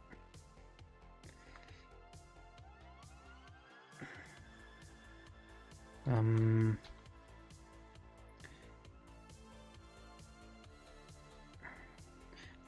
currently thinking that the best...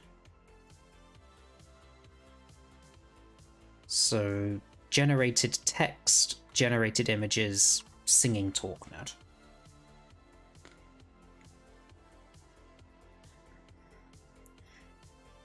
And not having these two.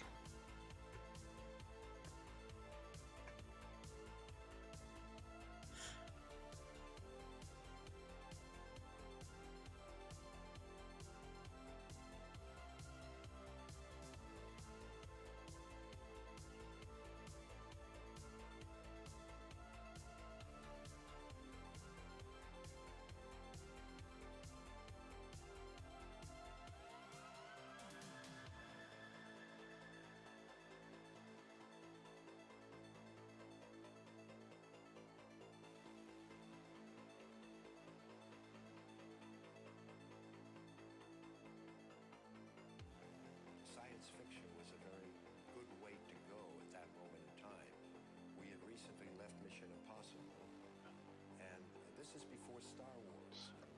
So, I mean, we have not colonized the moon.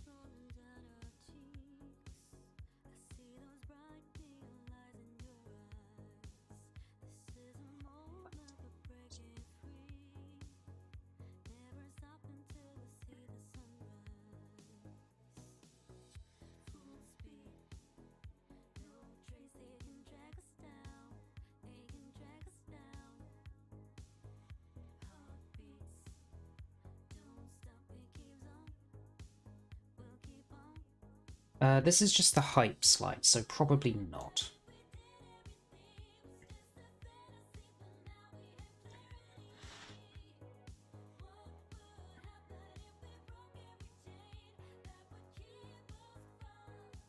Let me go back to the script.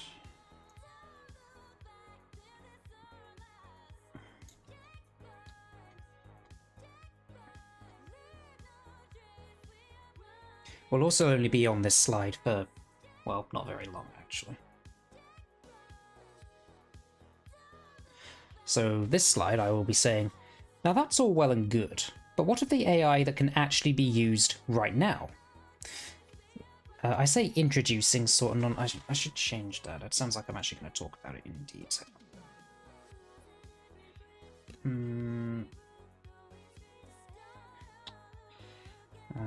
We can use right here and now.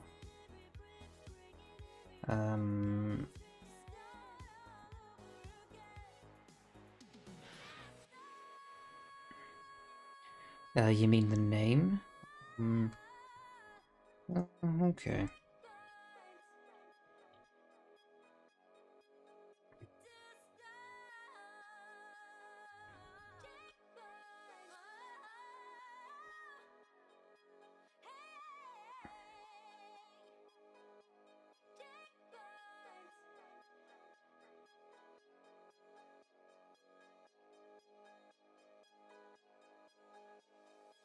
Kind of annoys me that Rainbow doesn't have a cutie mark. I'll go with it.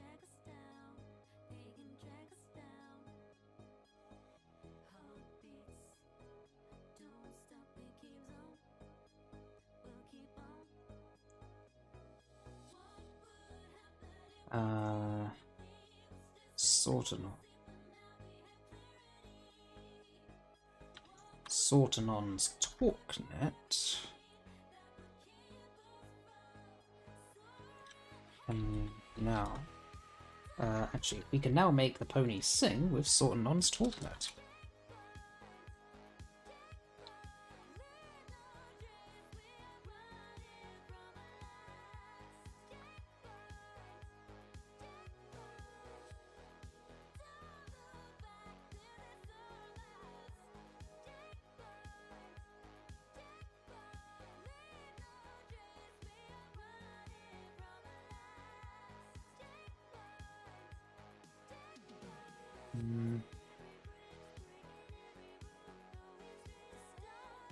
meh.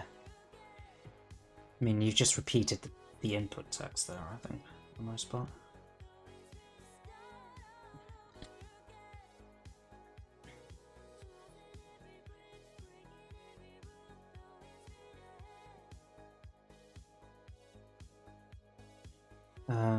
Bunch of new public models released in the past year for text and image generation.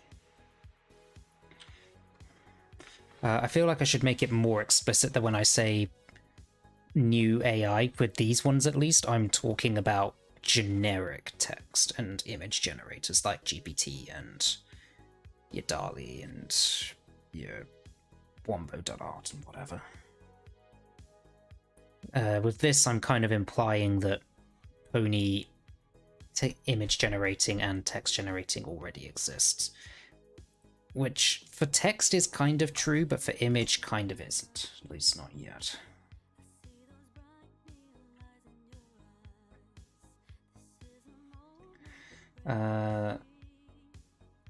Of new models released by researchers? Because a bunch of new models released in the past year for text and image generation. I need a way to specify that they're not specifically pony. That doesn't break the flow of the speech that I'm giving.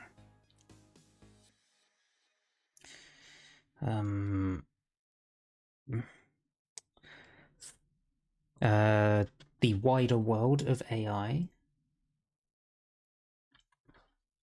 The wider world of AI research has produced new models for text and image generation. Branching out now from text to speech, the wider world of AI research has produced new models for text and image generation.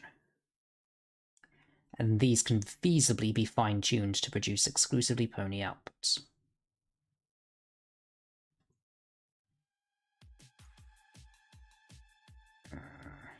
It's okay.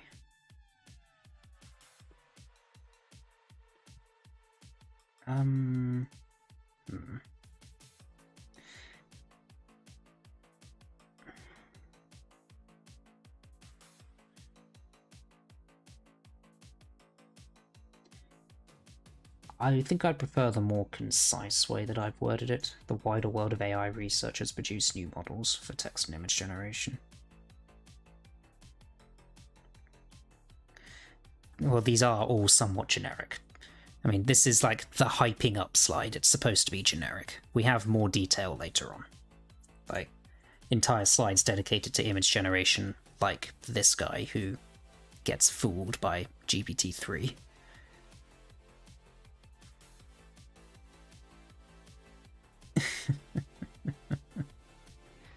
So, yeah. This is like hyping up what's to come, so it's okay if it's generic.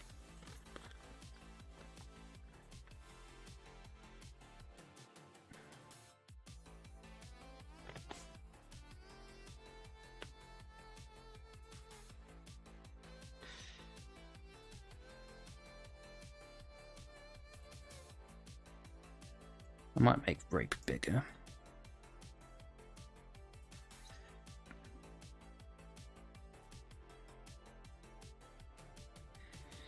Just fill the space a bit more.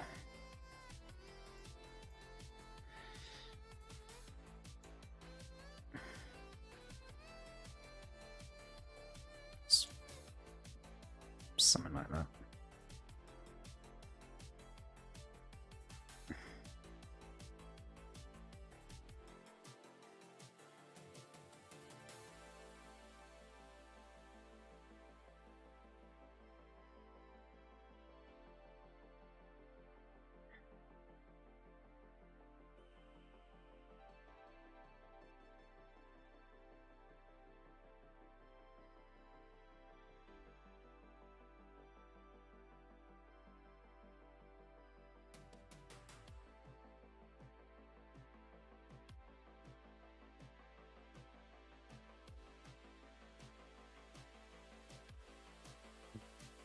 Yeah.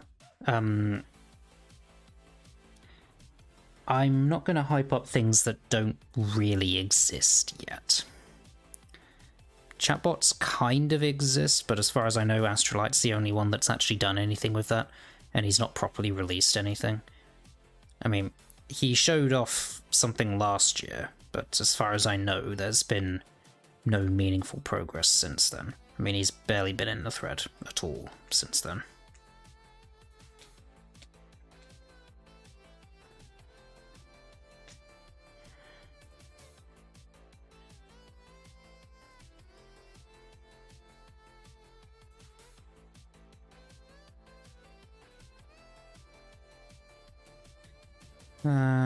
Okay, what else do I want to try and do? I'm still not 100% happy with this slide, but I think it's okay for now. I'm still not finding a good place to put this slide.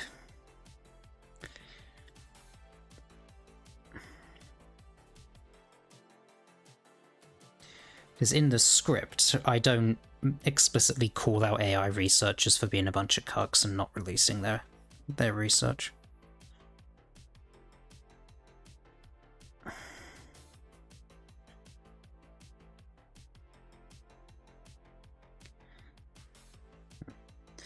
Well, he's apparently doing stuff. Doesn't mean anything to me until he actually releases anything.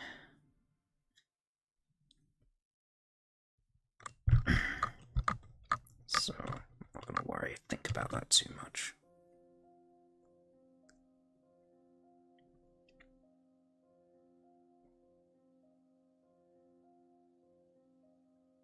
Let me have another little think about where this image could potentially be used.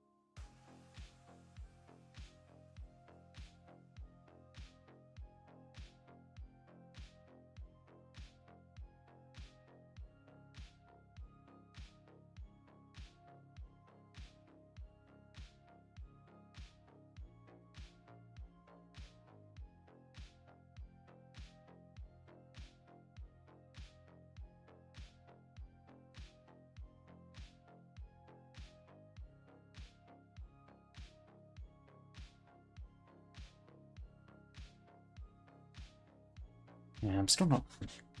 I'm thinking it would probably be better to maybe try and use this later, like, towards the outro.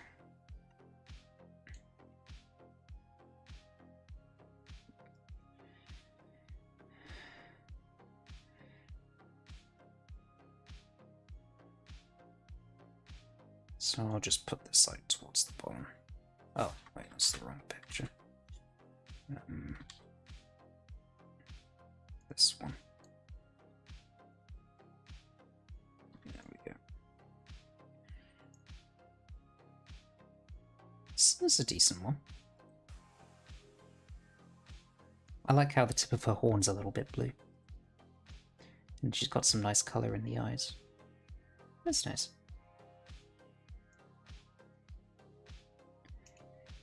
It's alright, I put it back.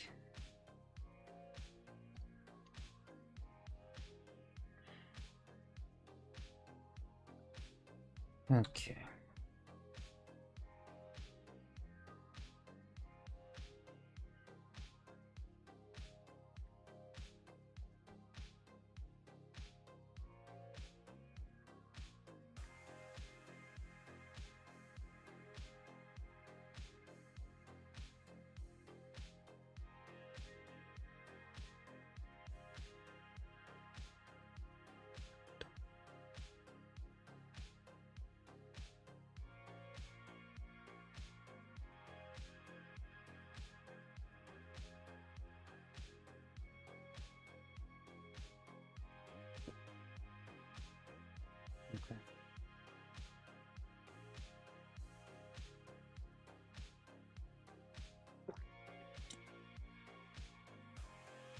Zoom in all the way.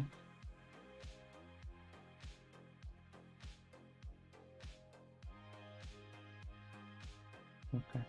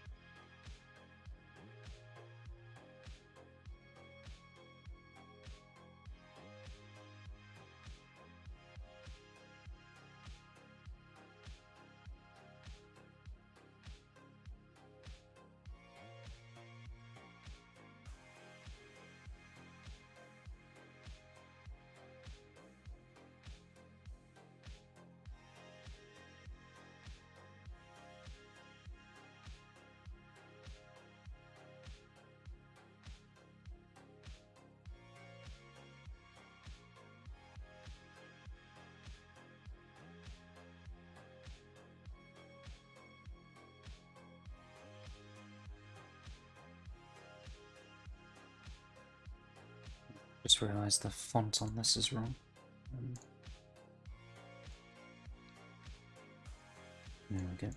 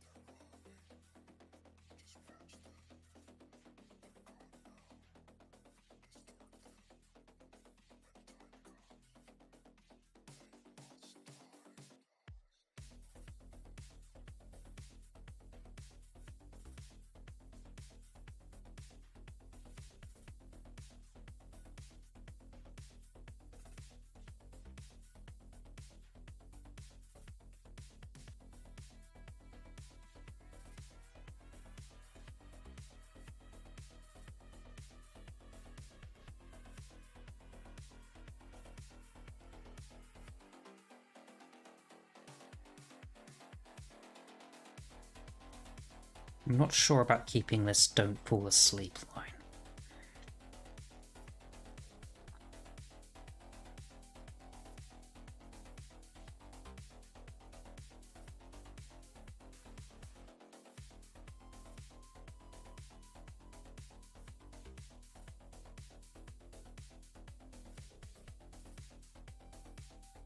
And make sure you're taking notes for the test? I don't know.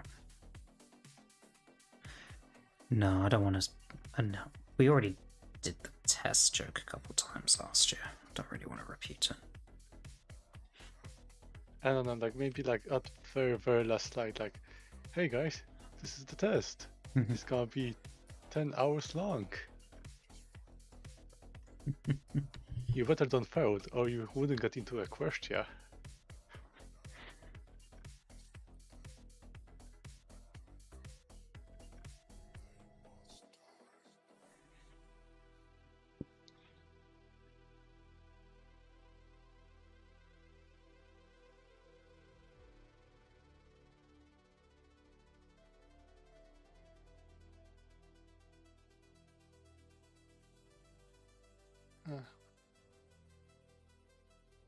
Wait, what you talking about?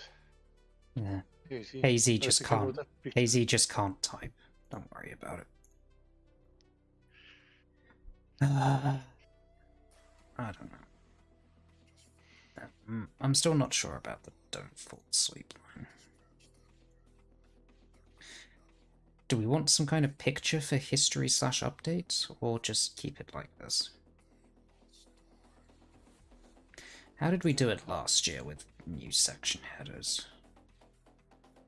We did it like this. That might be a decent way, actually.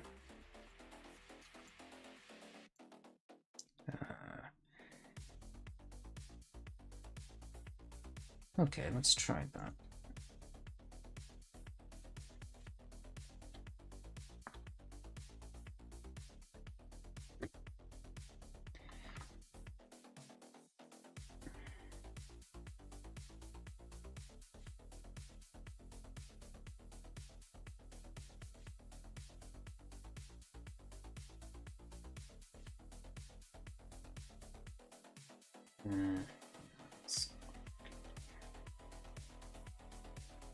That's better.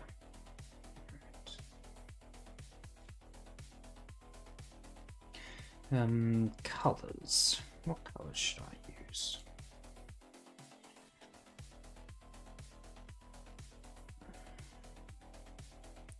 I don't really know.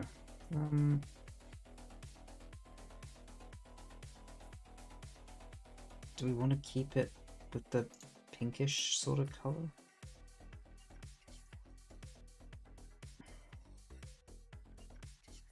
How is gonna look at the dark background? Yeah, that's what I'm trying to think about. It's not an easy. I mean, maybe it's not gonna be that bad.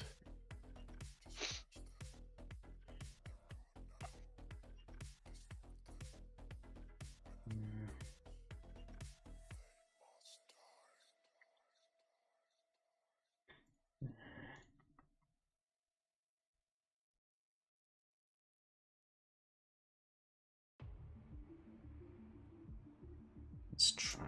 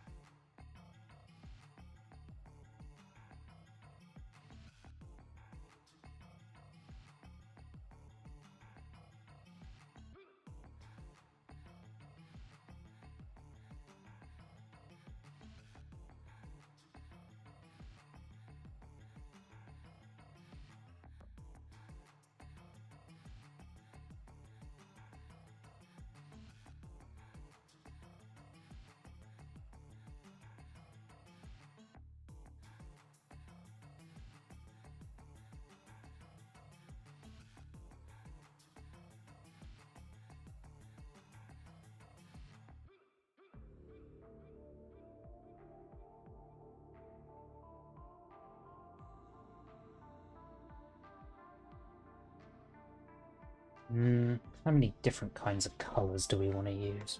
Actually, let me grab the MLP logo. We can try and take the colors directly off of that. There should be some blue and yellow.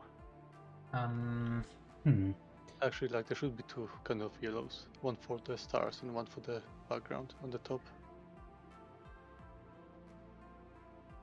Oh, there's two versions of the logo, neither of which have any yellow. What are you talking about? The pony logo. I'm staring at the patch I have Wait. next to my desk, and I'm pretty sure there's yellow. Oh, you mean you're looking at the /MLP patch? I'm talking about the actual logo for the official logo for the show. Oh, okay. Bit of miscommunication here.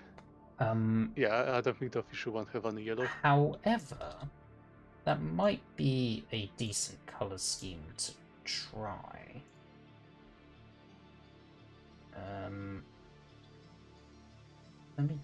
We can give it a go.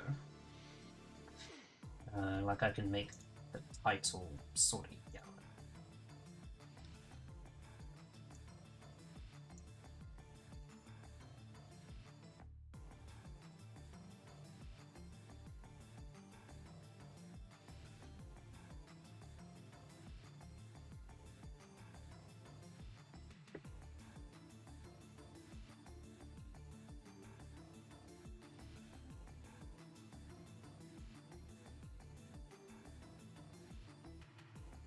feel like the non-technical needs to change a little bit.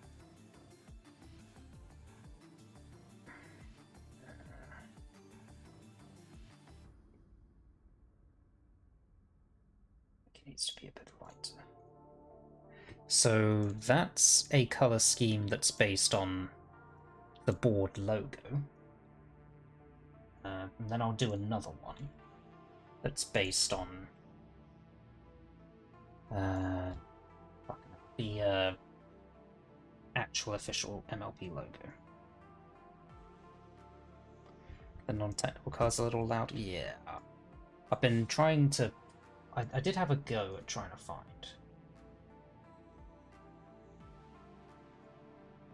Right. I'm just try and wash it out a little bit like that.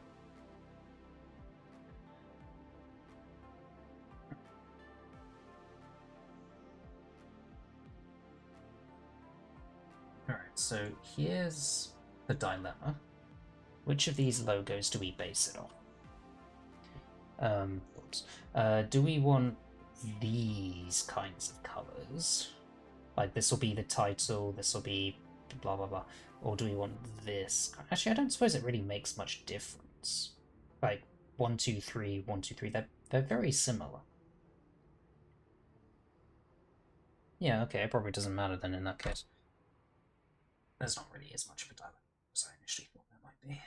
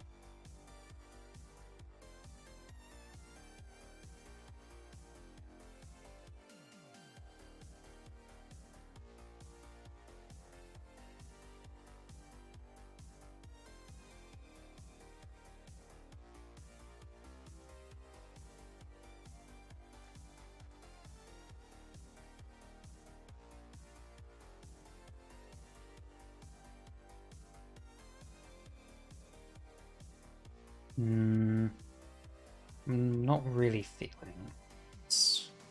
Not really feeling either of these color schemes too much, actually.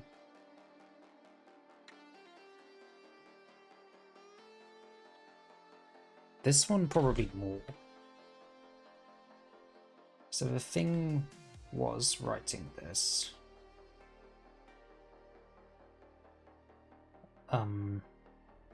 What? Where are we going with this? Yeah, I mean, it's funny in the absurdist kind of way, I guess.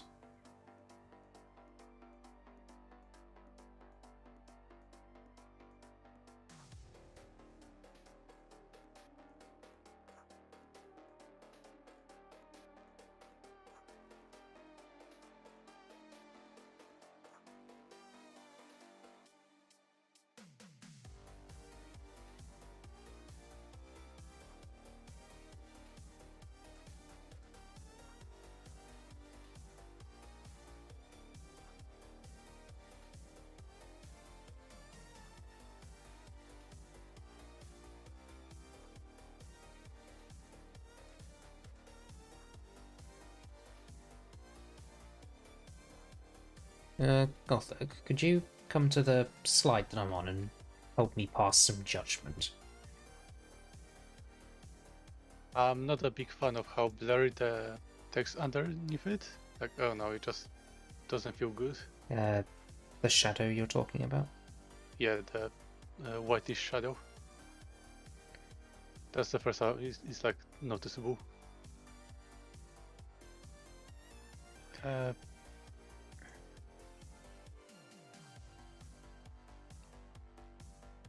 How's that? And I think the colors of the clipper and the history should be reversed. Like, I don't know, like it's that kind of like pinkish is more aggressive. I Yeah, think, like, I was strictly following the color scheme as it appears on the pony logo. We don't have to. No, I mean for the history, the top bit. Oh, you don't like this particular purple. I mean, maybe you can use it like below. Oh no. I can't swap the colors just like that. I have to generate the font externally. So Oh. I can do it, it's just not a snap of fingers.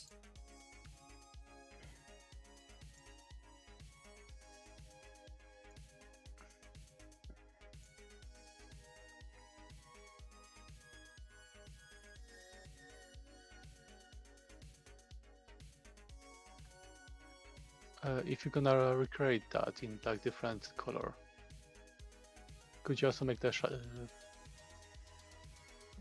different like blurriness, like make it slightly more sharper, less blurry? Is it something that you can do? Like that?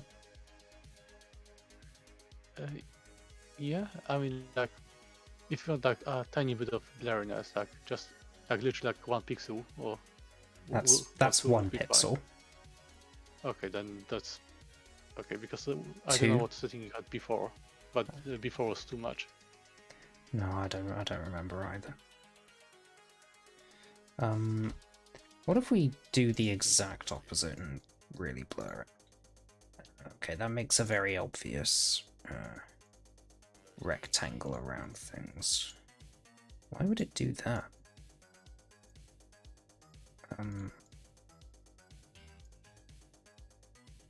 Oh, probably because it's not quote-unquote actual text. Yeah, it has a very obvious cut-off around the edges, which doesn't look good. How's that? I don't know. I'm still not feeling it. No, you prefer it like more like that. Yeah, like almost like sharp.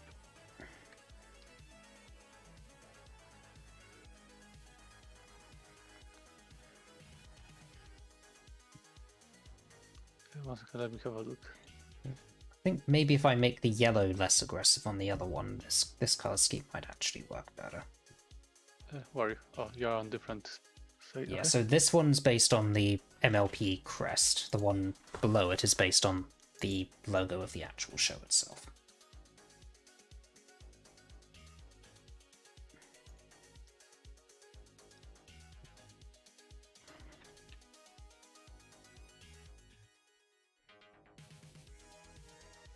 Actually, I don't need to search type.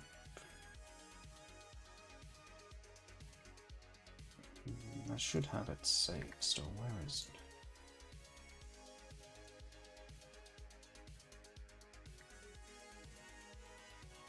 There it is. Let me get the exact colors for this.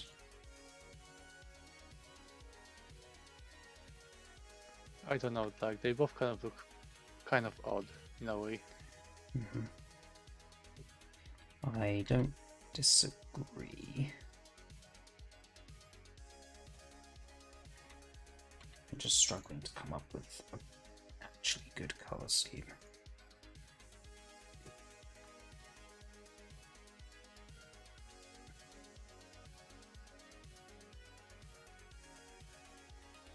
Okay, so the colors on the MLP crest are actually a bit more muted, so once I've adjusted this, it might actually look better.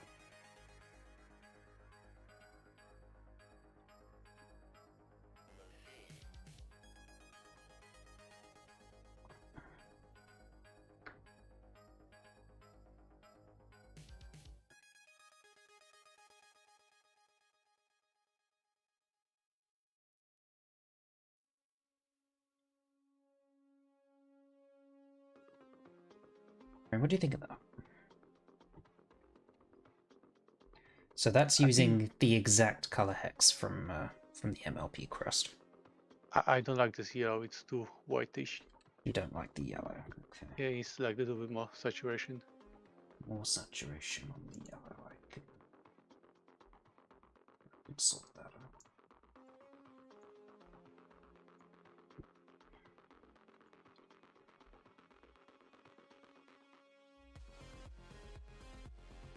Let's try this.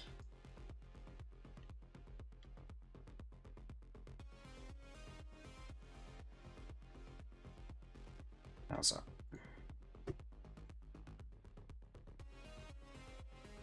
Yeah, I think it's better.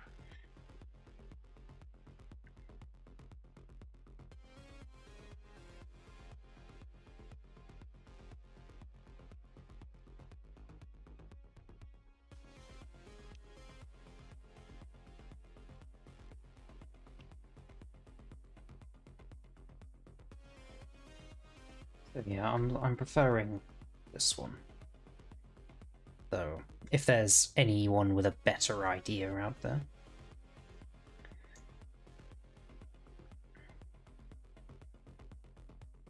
No, it doesn't work.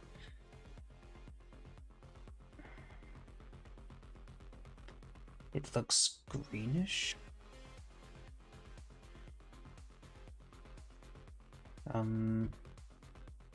Okay, I think I should have some different ones.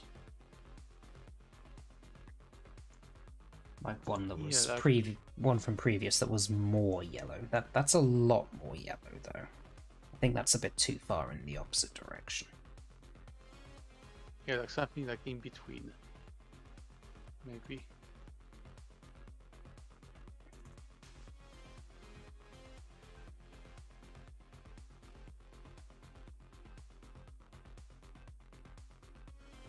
Let's try this.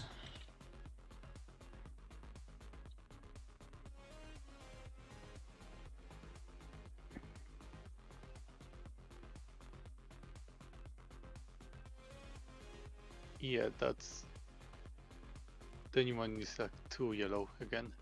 Too yellow? Okay.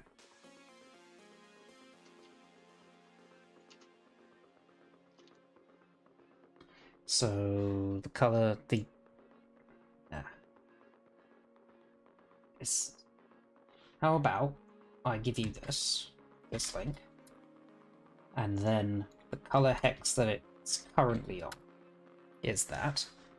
So use that as your starting point, and then try and use that to generate something that you think is better. Where do I put colors on this? If you click just above the generate button, there's like a solid block of yellow. If you click on that, it'll bring up a little color thing. I don't have solid block of yellow or any color at all. So this is what the website should look like. Does it look like this? No. What the fuck? One second. Oh yeah, I see it. Yeah, it did just, you scroll down? I Right, just so because yeah, if you copy and paste the hex into there, that's what's currently on the slide. And then you can mess around with this to do whatever you want.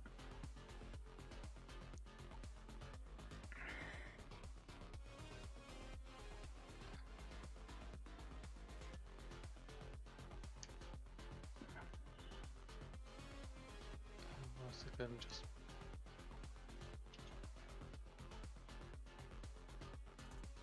I'm just gonna do like few versions. Wait, no. Where do I put text? Scroll up a little bit.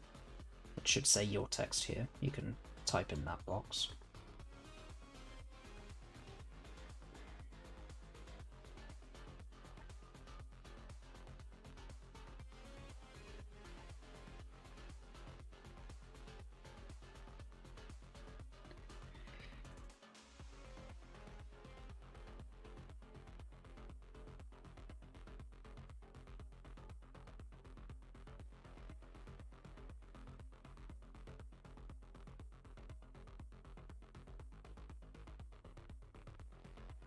Don't move it around. I'm still comparing them.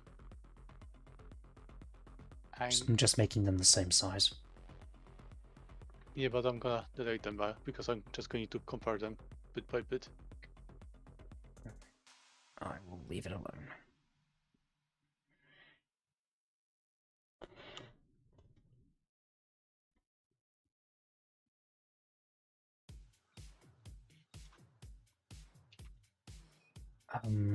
Okay. Evolving to what, Twilight? Do go on. I'm very curious.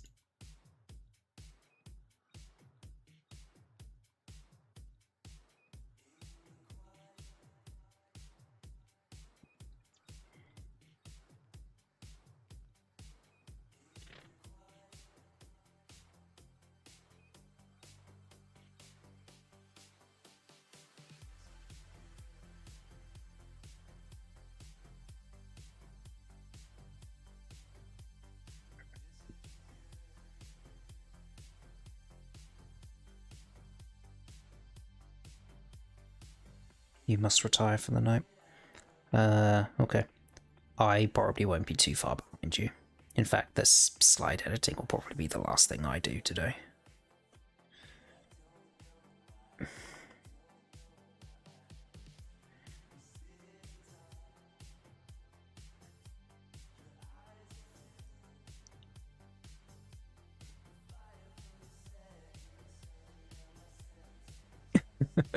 That was an amazingly well-worded sentence, but it still doesn't answer my question.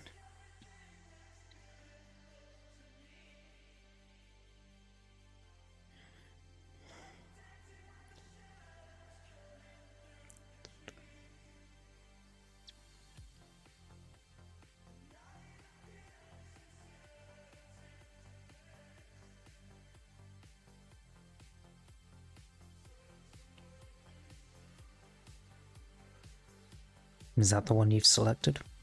Yeah, I think that's the one I'm gonna be happy with.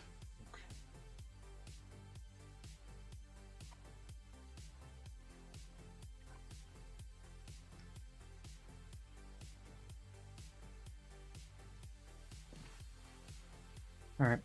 I mean, I'm happy enough with it. Could you write down the color hex that you used? Or just tell me No it? idea, because I've lost it. I can find it. I'll let me open the gym.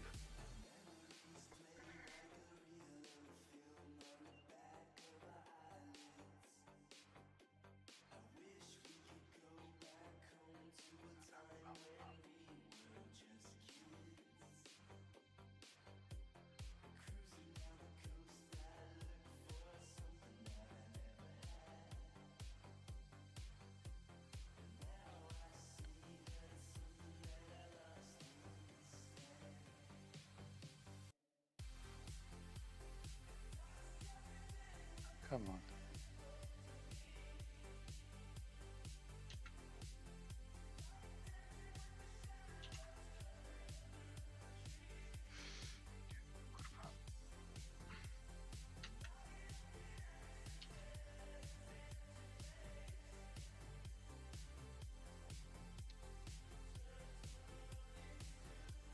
It's this one.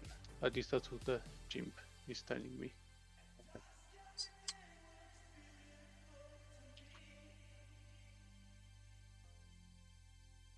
Yeah, looks about right.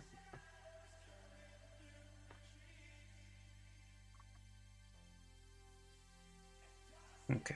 Yeah, I'm just going to write it there and store it temporarily. Assuming we want to keep this color scheme for every other, like, header title slide.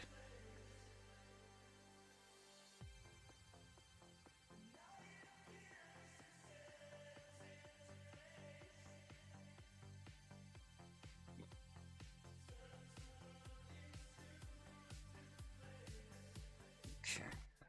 Don't want it to be a title slide. Okay. Next up is... I'm not going to actually write it, I'm just going to type the title so I have something to start with.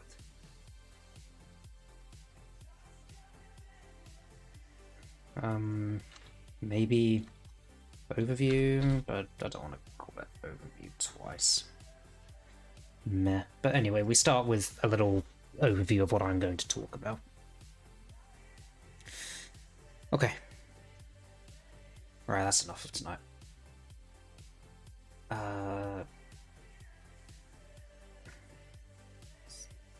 Wow.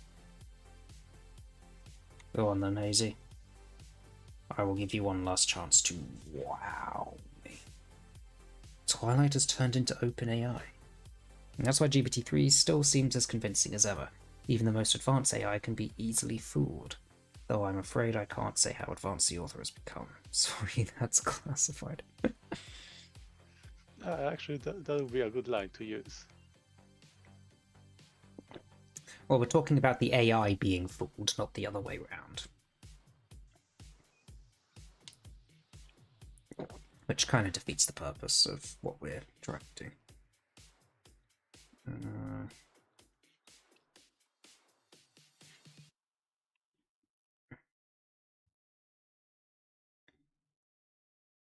So I'll store it, but I don't think we'll use it. I mean, if we were to use it, we would have to modify it, and I think that would be, I think we'd be modifying it too much to the point where it would be considered cheating.